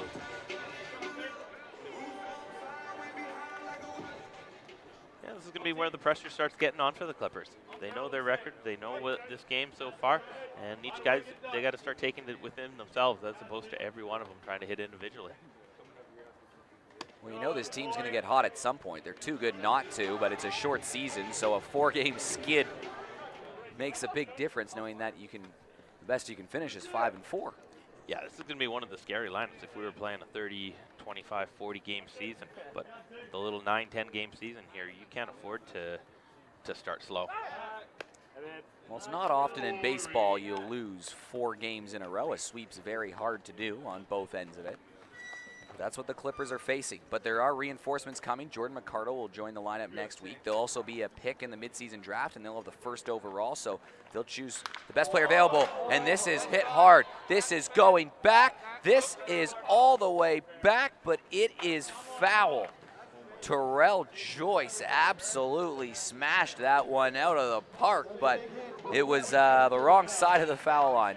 Someone may want to alert Adelaide Airport of an incoming. That ball was crushed. Unfortunately for Terrell Joyce, it just went foul at the end. Yeah, it was a no-doubter, but it was just also, unfortunately, a little off-center, and now he just goes down as a really loud strike, which puts 2 on him, and it's a 2-2 count. So Travis and Joyce are battling away right here as Joyce looks dialed in, though, doesn't he? Yeah, this at-bat definitely looks a lot better than his first at-bat. He looks angry here. there could be some damage again. And he swings at this one. This is going to find a gap and get through. Back-to-back hits. Ridding pushing for third. Throw over to third. Ridding slides in. That tricks away, and that allows Terrell Joyce to get to second. So runners on second and third, and here come the Clippers. Clippers taking advantage of a player playing left field that normally won't play left field. Jackson Bremner-Russ is a catcher, third baseman, pitcher by trade. But because we're in the Super League, when we got players, there's about 4 different third basemen on the field right now, and so some of them got to play elsewhere. We saw him earlier in the season. He dropped a fly ball. Now they take advantage of a ground ball and extra bases there. Well, they have come alive, the Clippers. Let's see if they can bring them home. They've put runners in scoring position in before in this tournament, and they haven't quite got it done yet. But LeBlanc and Carter, and then McGarry, who's hit a home run already in this game. Here's the chance. Yeah, no chance of a break here for Taylor Travis. You got, you said Terrell Joyce. You mentioned it. Now Evan LeBlanc. You got AC Carter, and then McGarry, the one that you would think might be the breather. No, he's got a long home run tonight. Baseball's sort of a funny game in terms of you watch games, you're part of games, and sometimes there's just that switch that's flicked where it goes from, okay, now it's the time to buckle down to get whatever we need done, and you feel like that flick was, or that switch was flicked not long ago. Even the expression on these players' faces looks less laid back and more sort of not stressed, but serious, and this is a hard hit up the middle. That's going to score a run. Evan LeBlanc is going to send the runner around third. There will be no play at the plate, and Evan LeBlanc has tied it up for the Clippers. 0-2 single, hit it right back up the middle. Did what he needed to do, tied this game back up. No. And looks like, as we see the replay, ball coming in, just flipped it in to prevent him from going. So we are going to have a challenge at third base here. They're wondering if the trail runner Terrell Joyce missed third base. Wow, this would be a big call, and they throw the ball over towards third. They're trying to buy the out. I wonder if we have that on replay. It might have gone too far past on our replay capabilities here. Here's the replay right here. Keep an eye on the runner as he is running around third base. I don't know if we'll get it in shot there. We don't have it in shot, unfortunately. But the question is, did Terrell Joyce hit third? It's not something you would normally have to cover, and they're going to say he did, and we'll just have to trust that. But Alex Carter still no outs, runner on first, and it's a tie ball game. Big payoff move for Paul Mildren, putting in Burkholder, keeping the game close for this exact reason. This is exactly what the Clippers needed. They looked like they had a little more fire in their eyes coming into this game. Like you mentioned, it wasn't as much fun in games anymore. They knew their record. They knew what was going on. And there goes LeBlanc. He's going to have that standing as he was off and running before the pitcher even moved on the mound. Yeah, look out. The Clippers have turned it on. So Travis came in from center field. He's given up 3 straight hits and 2 runs. Who's in center field now? I should probably figure that out. This one just gets away, and from all the way from first base, LeBlanc is 90 feet away. Things are unraveling this inning for the Wasps. Back-to-back singles, put runners in scoring position. 0-2, and LeBlanc got them both in. Now wild after a stolen base off the pitcher, a wild pitch. Alex Carter watches this one go by, so he's going to get a hitter's count here with a 3-1 opportunity. 3-1 with the infield drawn in. This is definitely what AC Carter wants. Travis going to have to come up with a good pitch to stop the bleeding. And he swings hard at this one. Great diving play, but it gets through Stephen Welsh. And it is an RBI hit from Alex Carter, and the Clippers take the lead. Another single there would have happened because the infield was drawn in. Easier play for the Sheriff if he's back in his position, but they were trying to cut the run off. Now Clippers are up 4-3, still threatening. Another one of our speed-up rules. I don't know if you noticed there, Phil Acosta run in for AC Carter. He's not out of the game, but just as the catcher, he does get the runner for. And why not? Acosta's a better runner for him. Even though there is no outs right now. I mean, they probably could have waited till there's 2 outs, but take advantage of the rule if you can. Absolutely. Phil Acosta last year was 13 for 14 in stolen bases. We'll see if he's looking to go. They've already been running on the Wasps this inning. A very intriguing ball game so far. The McGarry brothers playing on both different teams. And there goes Acosta. Shots. High fastball. Great throw. And he's out at second base. Well, so much for us talking about the pinch running decision. You know what, though? That's a nice little reset, though, because now the bases are clear. Still a run game. You got McGarry and Probert due up. Get out of this. Keep it a 1-run game. Game continues. Lots of time to come back. There's a good pitch from Taylor Travis. So McGarry brothers traded shots. It was 1-1 after 2, and then a big 3rd inning from the Wasps. Big 2-out hitting. They scored 2 runs off of it to go up 3-1. The bases were loaded, and Paul Mildren decided to go to his ace, Chris Burkholder, early. He got a bases-loaded strikeout on Taylor Travis as this is flared out towards left field. JBR coming onto this. He struggles with the catch, and that falls through. The wheels have fallen off for the Wasps, and an error is going to put McGarry on second. Well, it looks like the second time this inning the Clippers are taking advantage in left field. Last time it was running hard, using their legs. This time advantageous fly ball, caught a little bit swirling, and again a left fielder that isn't normally an outfielder out there. That is a lonely feeling when something like that happens. And the big inning continues. Dalton Probert steps up. Burkholder got the bases loaded strikeout. He held pat in the 4th inning, kept his team in it, gave his team a chance. And you know what? They got that chance. They had exactly where they wanted with Ridding leading off. The first 3 batters have come up and scored, and they've snatched the lead. 4-3 Clippers lead in, it's not a must-win game, but it's a very, very important game to win. It's still both important for both teams. It is. We do only have a few weeks left, 3-4 weeks left. Well, you want to bury teams when you have a chance, and if you go 3 games up with 5 to go, you're feeling good against your chances, especially if a win for the Wasps means that they have won the season series against them. So if there is a tie, the Wasps will win it, and they would effectively got 4 games up with 5 games to go. Now, this is a 4-team league, and the way that it is, whoever finishes first gets a bye to the grand final. 2nd and 3rd play each other. 4th doesn't even get a sniff. So they're not even going to be involved in the playoff round, so you don't want to finish last.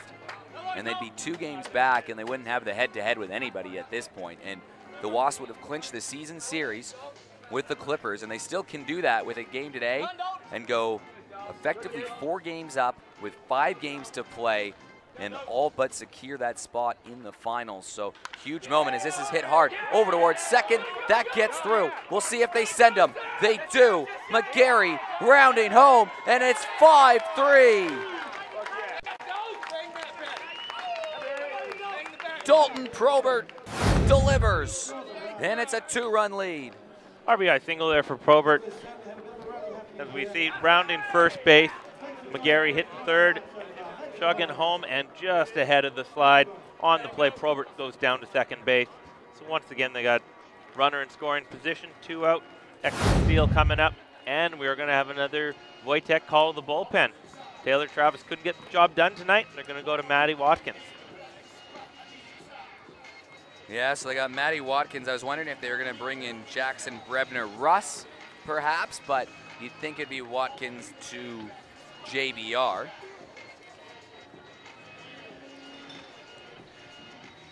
Watkins, a little bit different repertoire than what Travers. Doesn't have the big fastball that Travers has, but he's more known for his curveball. We saw a couple weeks ago he got in trouble, walked a number of batters, but it was, I think, just more out of fatigue. He had thrown his 100 pitches on the Sunday before, whereas last week he looked sharp.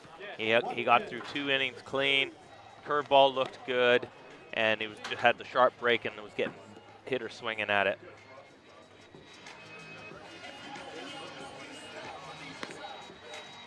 Well, Matt Watkins had an absolute smash of a championship series last year with Goodwood. He came in game 1 and he walked in the winning run, which is tough to see in game 1 and probably he'll only feel it as a pitcher, but in game 2 he came in an absolutely critical situation and got through 2 clean innings.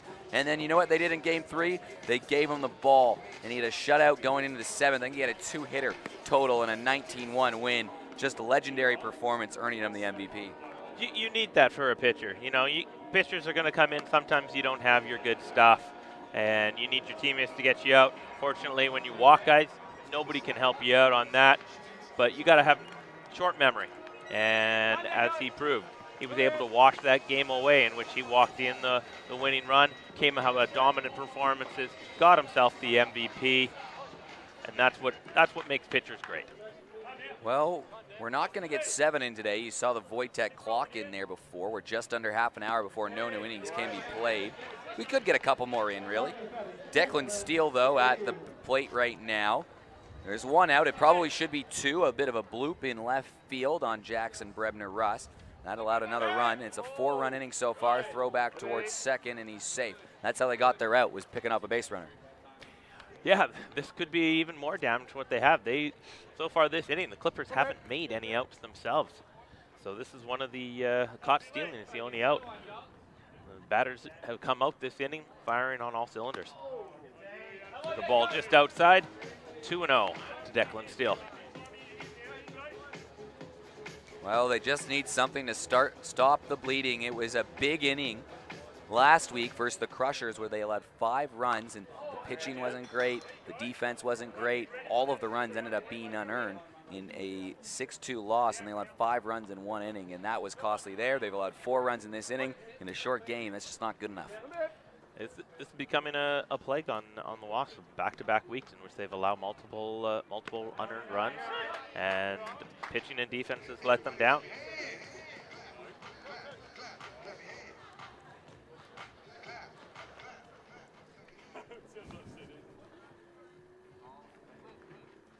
Steele. Big curveball, broken bat, liner, and looks like the umpire was going to call him out. Changed his mind as he made the safe call. Probably the right call on that one, though. Yeah, absolutely. But Declan Steele, he's had 2 at-bats where he's hit the ball really, really hard, but literally right at where a defender is. Usually not where you want to hit it, but, you know, still good signs, but just a little unlucky. Yeah, I'll be looking for some new wood his next time up. That one you can stick in the fireplace for a little bit of kindling there. Boy, Andrew Chapman steps in. Pinch hitting for Griffin Weber. We'll see what Chappie can do here. He is the 8th batter in a 4-run inning, and he's still got a runner in scoring position.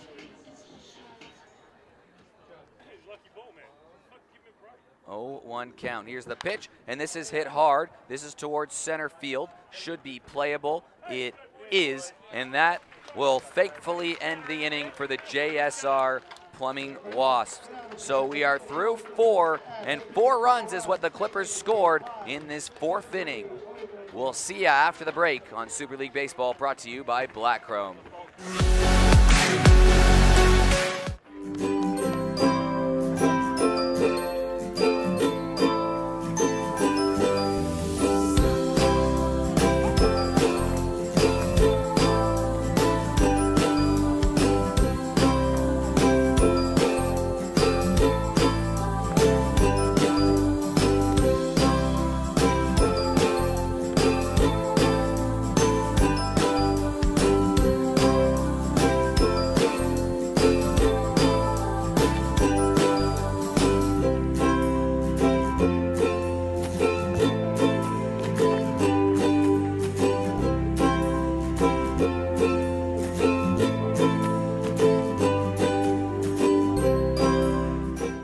Specialized knowledge, ability to deliver, and professionalism are keys to our successful relationship. A friendly and experienced team. She got two little horns and they give me a little bit. Well, back here inside the ballpark, and you just watched the Clippers put up 4 runs, and the recipe for success was they started at the 2-hitter. There was a leadoff hit. All first 3 batters scored, and it was right in the middle of the lineup, and that's the same point that we start the 5th with Tom McGarry, Austin Gallagher, and Stephen Welsh due up for the JSR Plumbing Wasps. Chris Burkholder's got through 4 clean outs so far. He's got 2 more to get through, and then they will turn it back over to the bullpen, and I'm sure the Wasps just can't wait for that to happen. New spot for the Clippers. Win in a baseball game late. See if they can hold on here. Burkholder starting the inning with a ball to McGarry wide. This does open up, though, the only scenario in which a pitcher could get 7 outs. As in, it gets the first out, next runner gets on, and then there's a double play to end the inning would be 7 outs. But fair is fair, and that's the way it sort of works. But we nearly saw it in the very first weekend with the Carp. Nick Carfara got a ground ball, which ended up being the 6th out. They couldn't quite get the back end. There's a fastball right down the middle, 2-1 to get the 7th out for him. But he did get his 6th. Some weird things. We saw Wilson Lee with 6 strikeouts and 5 outs made, an inning and 2/3 with 6 strikeouts. You don't see that very often. 4 strikeouts in an inning. Yeah. Pitcher's dream, except for you got to allow a base runner. I know, and then you add another walk in there, and all of a sudden it's some problem. But Willie looked pretty good. There's a leadoff walk and another leadoff base runner for the Wasps.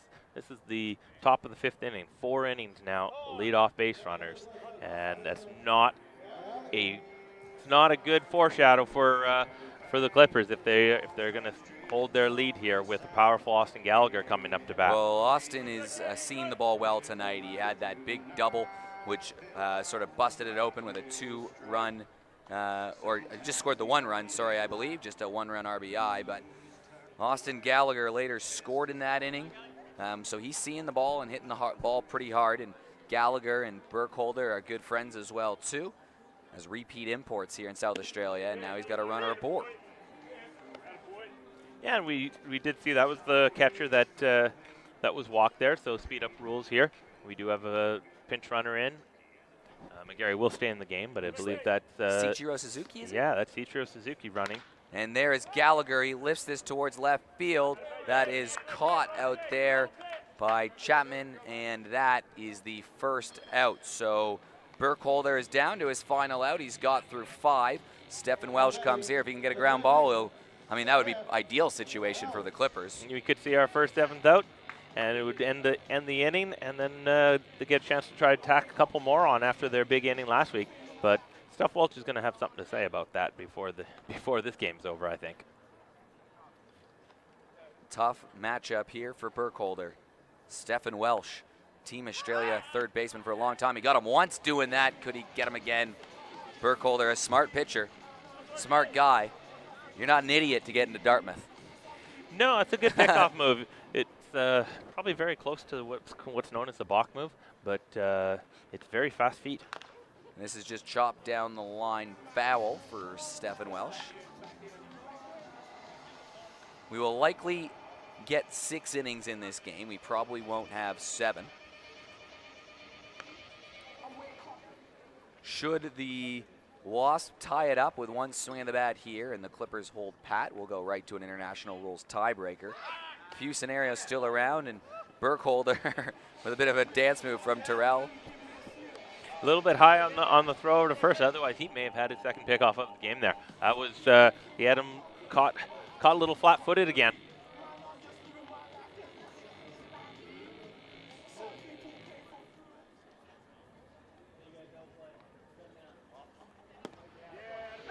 Good pitch from Burkholder, freezing Steph Welsh. Berkey's got 2 strikeouts so far this game of his 5 outs.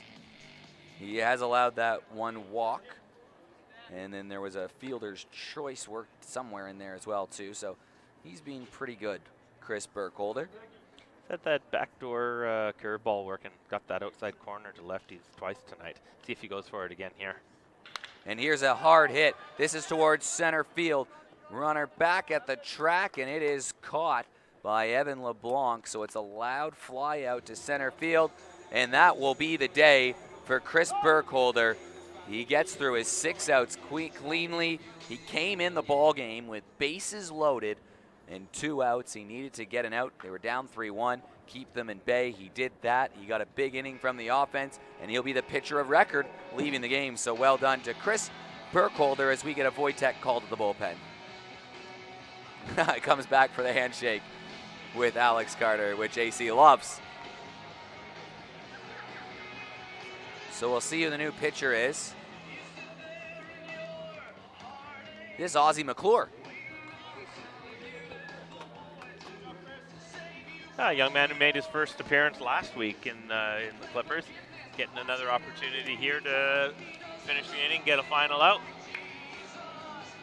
Yeah, and Ozzie, he got a 0 ERA in 1 inning, so, I mean, that's good, right? No runs? Good start. Definitely what you want. You keep building on that. Keep throwing zeros every time, 1 inning at a time, and then your body at work looks big.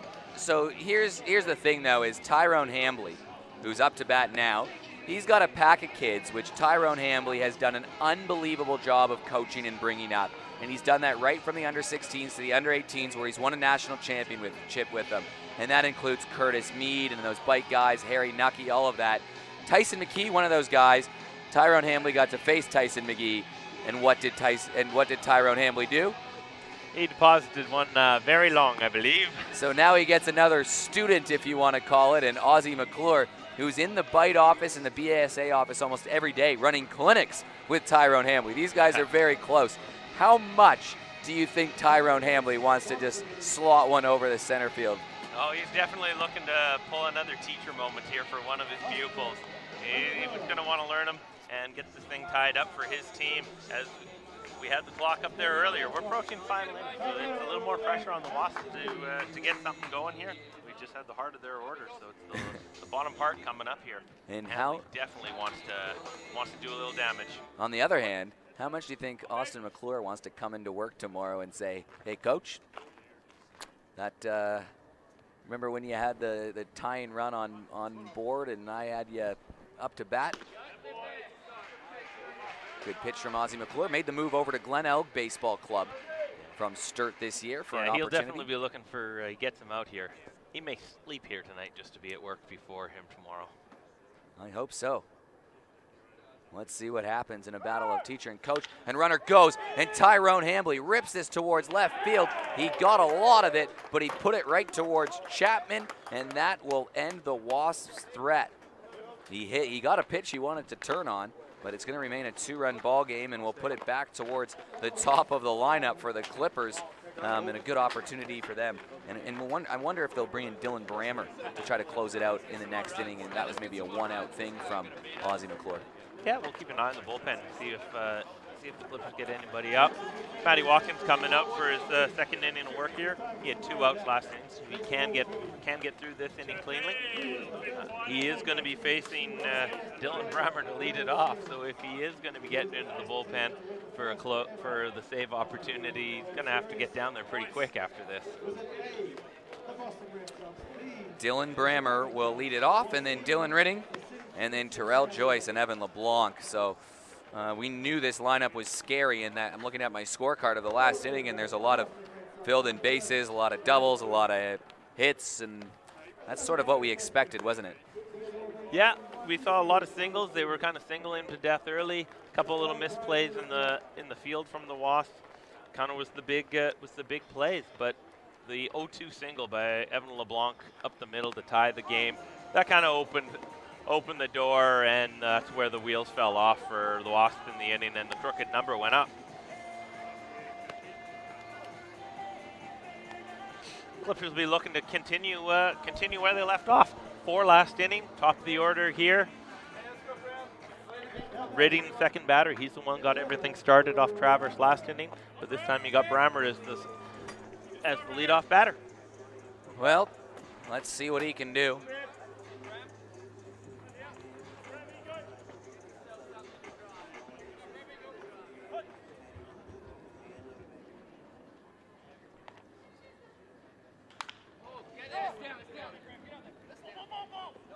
And this one is flied over to right field. A nice job moving back and grabbing that one for the first out. That's a quick one.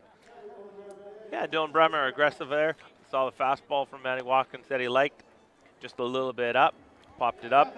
Nice running play by James Bell to track that ball down. It didn't look like the right fielder or the first baseman were going to be able to get to that one.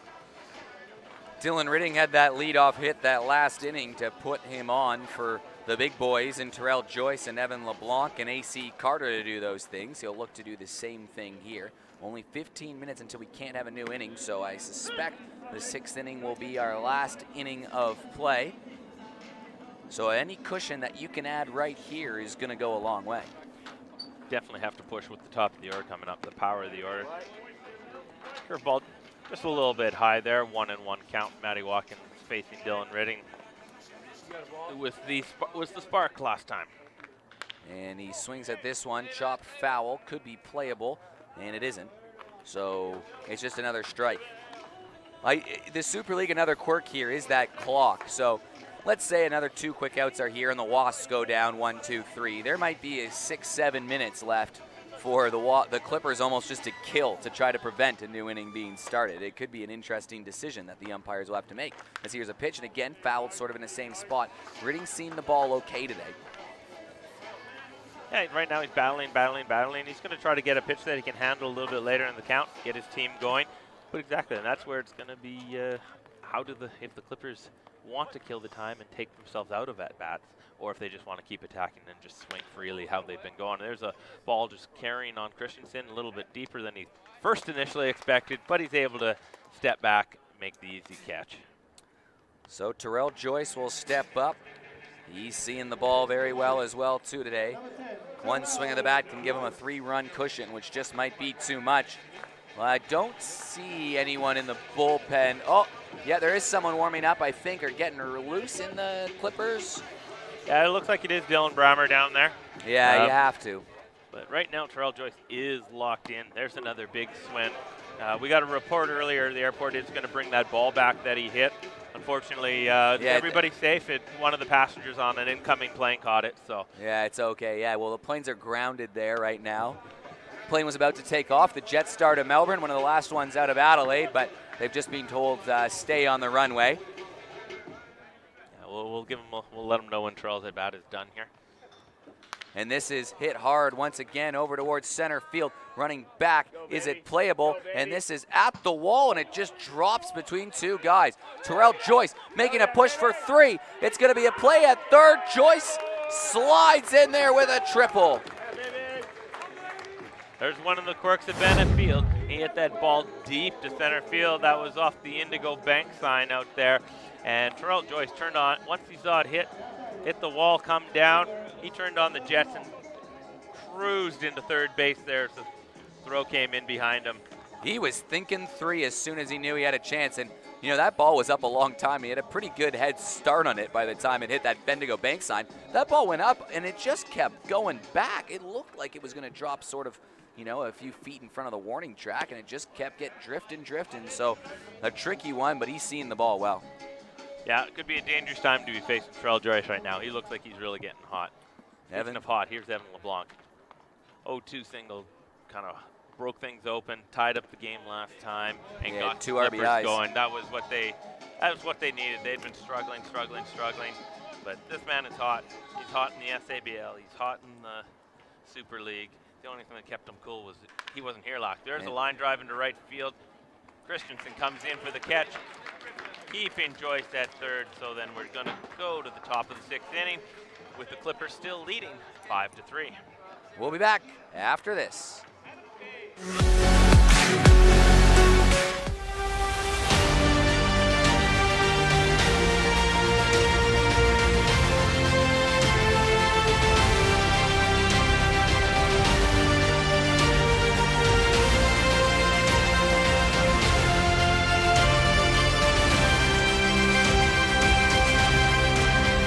She got 2 little horns and they give me a little bit.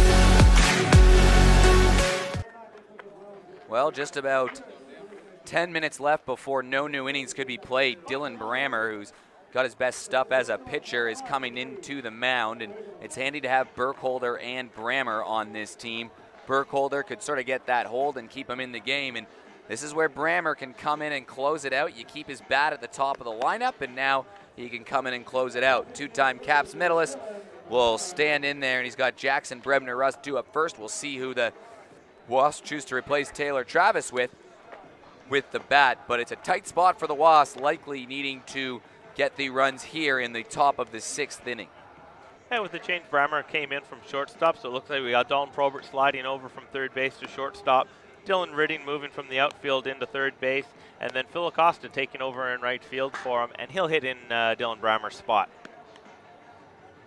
Acosta, a very capable player as well, too. That's a good bench guy to have, but the Clippers just likely 3 outs away from putting themselves right in the mix. If the scores were to hold, the Clippers would move to 1-3. The Wasps would be sitting in second place at 2-2 because they've got the head-to-head over the Carp, who are also 2-2, and a big game next week with the Carp and the Wasps, because if the scores hold, the winner of that game will be in pole position to make the playoffs, and the loser all of a sudden falls into that dicey territory. So I feel like this is like a Saturday at a golf tournament. Everyone's just sort of positioning themselves for that stretch run. Yeah, the first few weeks of this Super League was teams. It was a lot of fun. A lot of guys were joking, laughing. It was a nice kind of midweek break from training, in between games. But now you see a little more concentration on the faces, a little more desire. Guys know there's a little bit of bragging rights amongst each other on the line, so the fiery competitiveness is coming out a little bit more with every week as we pass by. Oh yeah, and we talked about flicking the switch earlier and those moments where all of a sudden this went from fun to serious, and I feel like it was that bases loaded moment where Chris Burkholder came in. It was 3-1. He got him out, and then the next time that top of the order for the Clippers came through, they looked like different humans. Sometimes a pitcher coming up, giving a big out, is going to fire a team up to do something a little extra special, which it seems that's what Burkholder gave them. He got him out of a big situation, and that keyed the offense. Brebner-Rust just missed that one, fouled straight back. He may be looking to smell his bat here. There's a little burning wood. He knows he just missed that one. This is where Brebner-Rust, he's going to want to help his team get going because he wants to make up for the mistake he had in the outfield.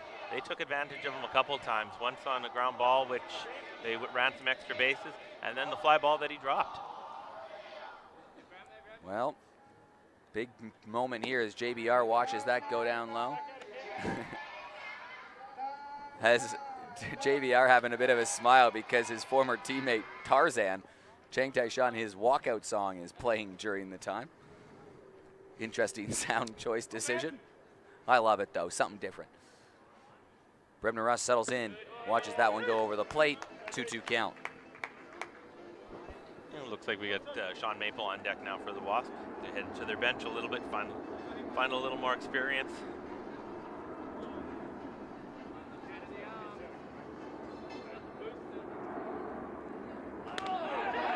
And a big strikeout from Dylan Brammer on Jackson Brebner-Rust. That's the first one down. And it looks like Sean Maples coming in for a hit. Brebner went to the quick pitch there, trying to catch Brebner-Rust a little off guard, which it looks like he did as he got him with an inside fastball.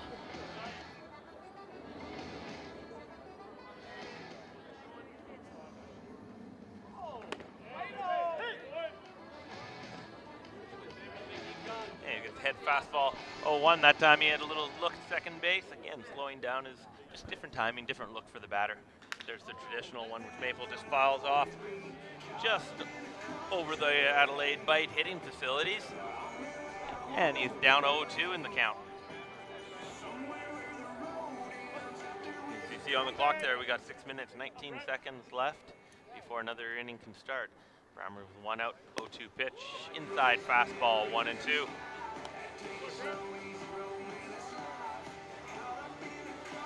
Big moment here for Sean Maple, another Kensington product, another young kid from the School of Hambley as well too.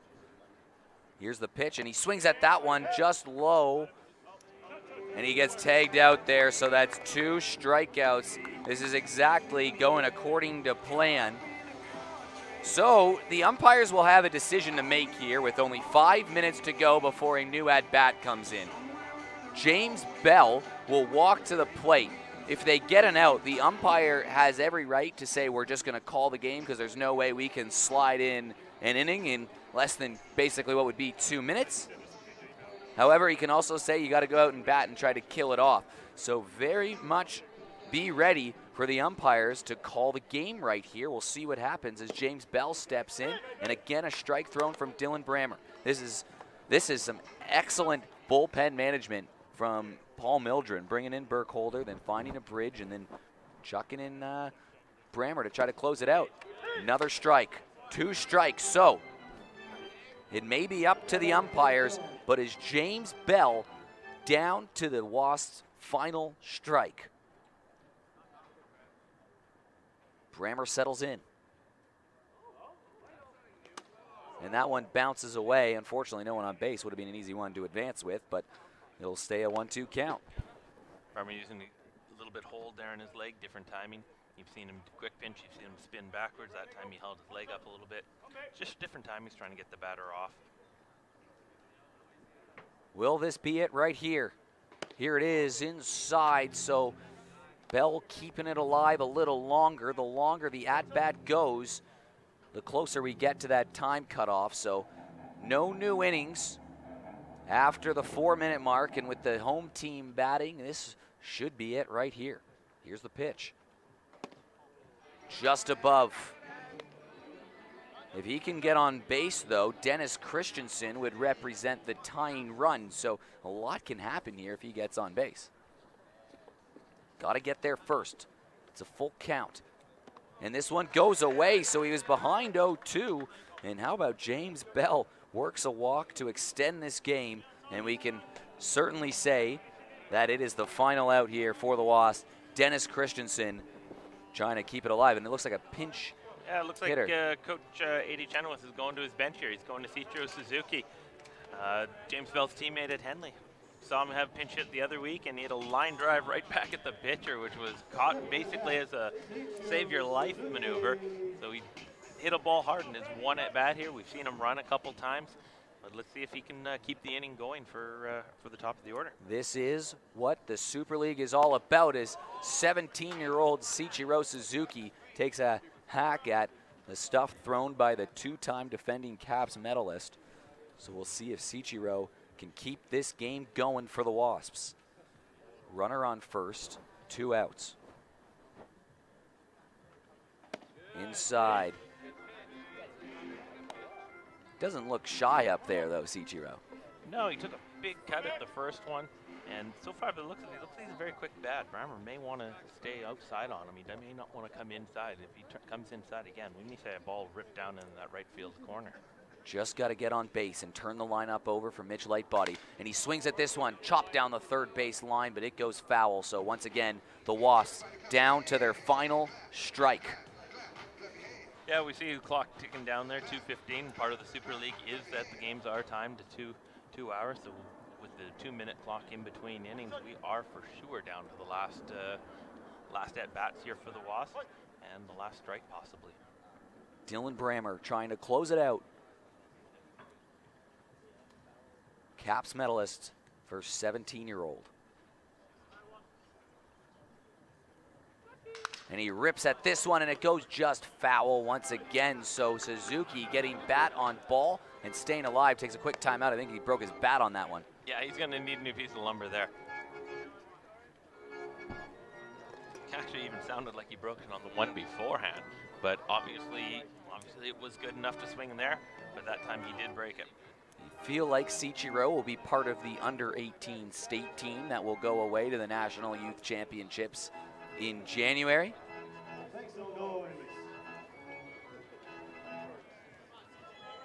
As he resettles in, that Wojtek clock down to single digits in terms of seconds, or double digits in terms of seconds. Either way, this is it. For minutes. Yeah, single digits for minutes. Now we're down to sub minute. Cichiro swings at that one. That's a big strikeout. We'll see if they call time. It's a 5-3 lead. Will they send them back out there? That should be the ball game. But we'll see what they decide.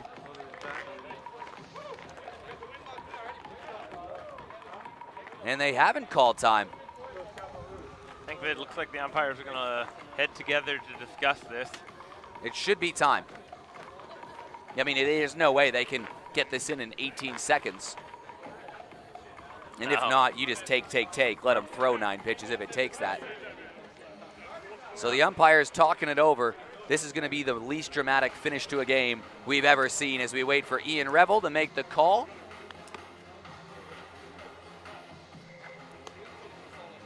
It's interesting, though, why they would, I guess, let them finish. Is it just because run differential does play a factor in the games? There's potential for the run differential. We could also have different clock than the umpires here. They may be going on a different start time.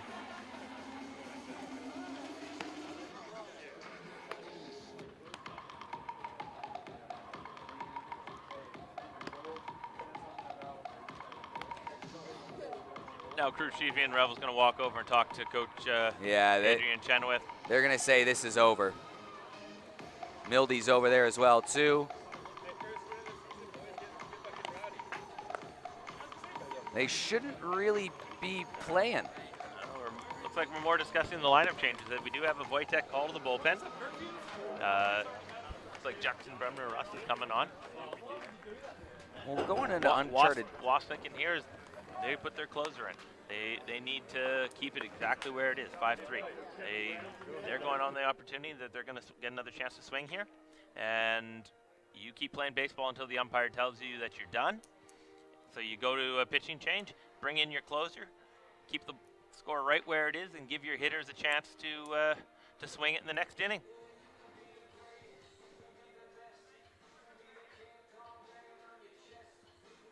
Well, we keep playing baseball, and it's a good part of the lineup once again with A.C. Carter. Former teammates with the Adelaide Fight. They faced a few times in the SABL against each other. Bremner Russ hit first pitch. Carter drives deep to center field. That's going to be over center fielder's head. That's going to get to the fence. Carter, see if he's looking for 3 as it rattles up against the Bendigo sign. Carter just coasts into second with a leadoff double. So it's about padding the stats right now because there can be no new innings.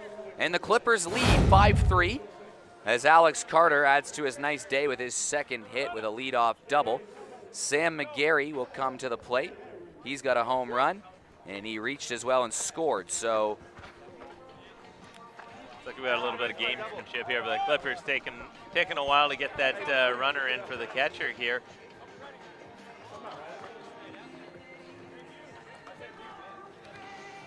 You see one of the players who hasn't had a chance to have much action, Alessandro Zufall, the runner now for A.C. Carter at second base. Was the Diving Ducks of the Austrian Baseball League. The Swiss hit 221 there and 104 at bats. Part of the kind of a European player switch that they have with Henley and Grange. Last season, Henley and Grange sent one of their players over to Europe. This year, they send one of theirs over here, and they're going to try to backdoor him. Good throw. They're going to get him by a step or two there. He wandered a little too far off the bag. Tom McGarry back picks Zufall at second base for the first out of the inning. Tom McGarry's had a pretty good game. He's hit a home run. He's thrown a couple guys out. He's done a pretty good job. Look at this throw, although Alex Carter was miles off the bag. Well, it's a 5-3 game. It doesn't matter too much what happens from here as this is hit hard once again. That's a tough ball to handle. McGarry running down to first, and he's out. Nice job there by Bell. We see in a replay here. Hard hit ball at him. He got down, got in front of it, bobbles it just a little bit, but takes his time, finds the ball, doesn't panic, knew he had time on the runner, and makes an easy 4-3 put out. So once again, the game story, 1-1 game, McGarry's trade home runs. Wasps pull ahead in the third. They go up 3-1, and they had the bases loaded, 2 out. Burkholder comes in and strikes them out. just hold some time because the Clippers then had 4 in the 4th, and they're up 5-3, and that's where we stand right now. This game is over. It's just run differential that plays in from here. So, Rob, who is your player of the game? If you had to pick right now, the highway player of the game. Right now, highway player of the game. There's a few opportunities here for a couple of the guys, but I may have to go with there's an inside fastball that hits him for a 2-out base runner. I may have to go with Chris Burkholder. Came in with the bases loaded, 2 out. His team down 3-1. They in an inning which had potential for disaster for their season, and he got a big strikeout of his buddy Taylor Travis to end that through 5 more outs, which he kept the Wasps offense off the board. Allowed his team to get back in, and he holds on for the win here. I like that call. The other 2 you could go to is Sam McGarry, who's scored twice. He's got on base twice and had the home run. He's had a nice game. And Terrell Joyce, he's scored once, but he's had a double and a triple. Terrell hasn't driven in any runs, but that's more of a victim of where he was in the lineup at the time. So he's done well as well, too, as this is chopped foul as we wait for that final out. Probably just more my pitcher bias there. Yeah. But it was key moment. The key moment for their day, and there's going to be a pass ball on Tom McGarry. That was one that was just a fastball inside that he knows he should have had, and with that, Probert gets down to second. Well, with a base hit in that bases loaded situation, it would be a 6-1 ball game potentially, and these 5 runs for the Clippers honestly don't really matter. Huge moment in the game. Drop down low, and we're going to get our second runner on base. So runners on first and second. Chance to add to that run differential total here as Chapman will come back up to the plate. Hit the ball hard first time up, hit it deep to center field, but it was easily tracked at that time. See if he can get his team an extra run by finding a base hit here.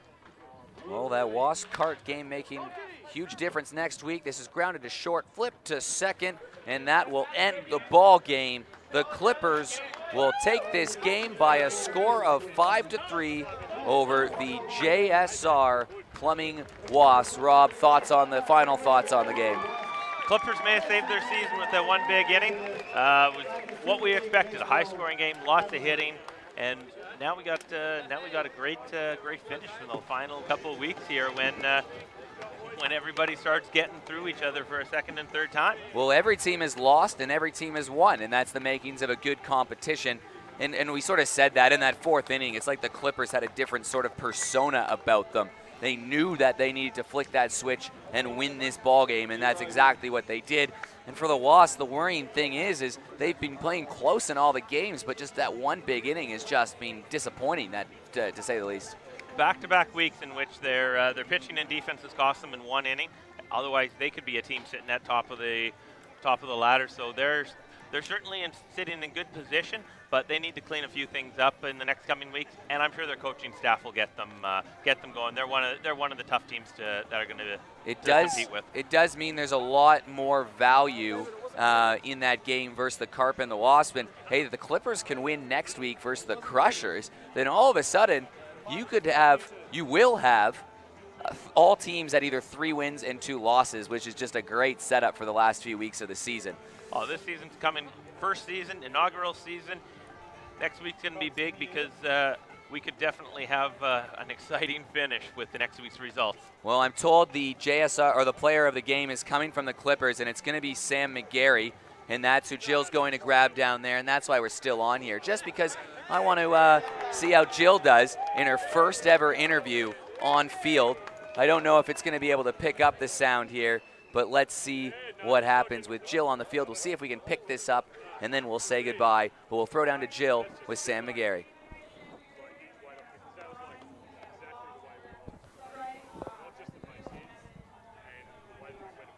You can't really hear it, but they're talking about the brother. But we'll say goodbye from there. Rob, thanks for joining us, and we'll see you next week. Thanks for joining me tonight, Eric. Hopefully you'll be back if Fraser's still ill, but definitely next week's going to be one that everyone should want to watch. Pleasure for the Canadians. Catch you later, mate.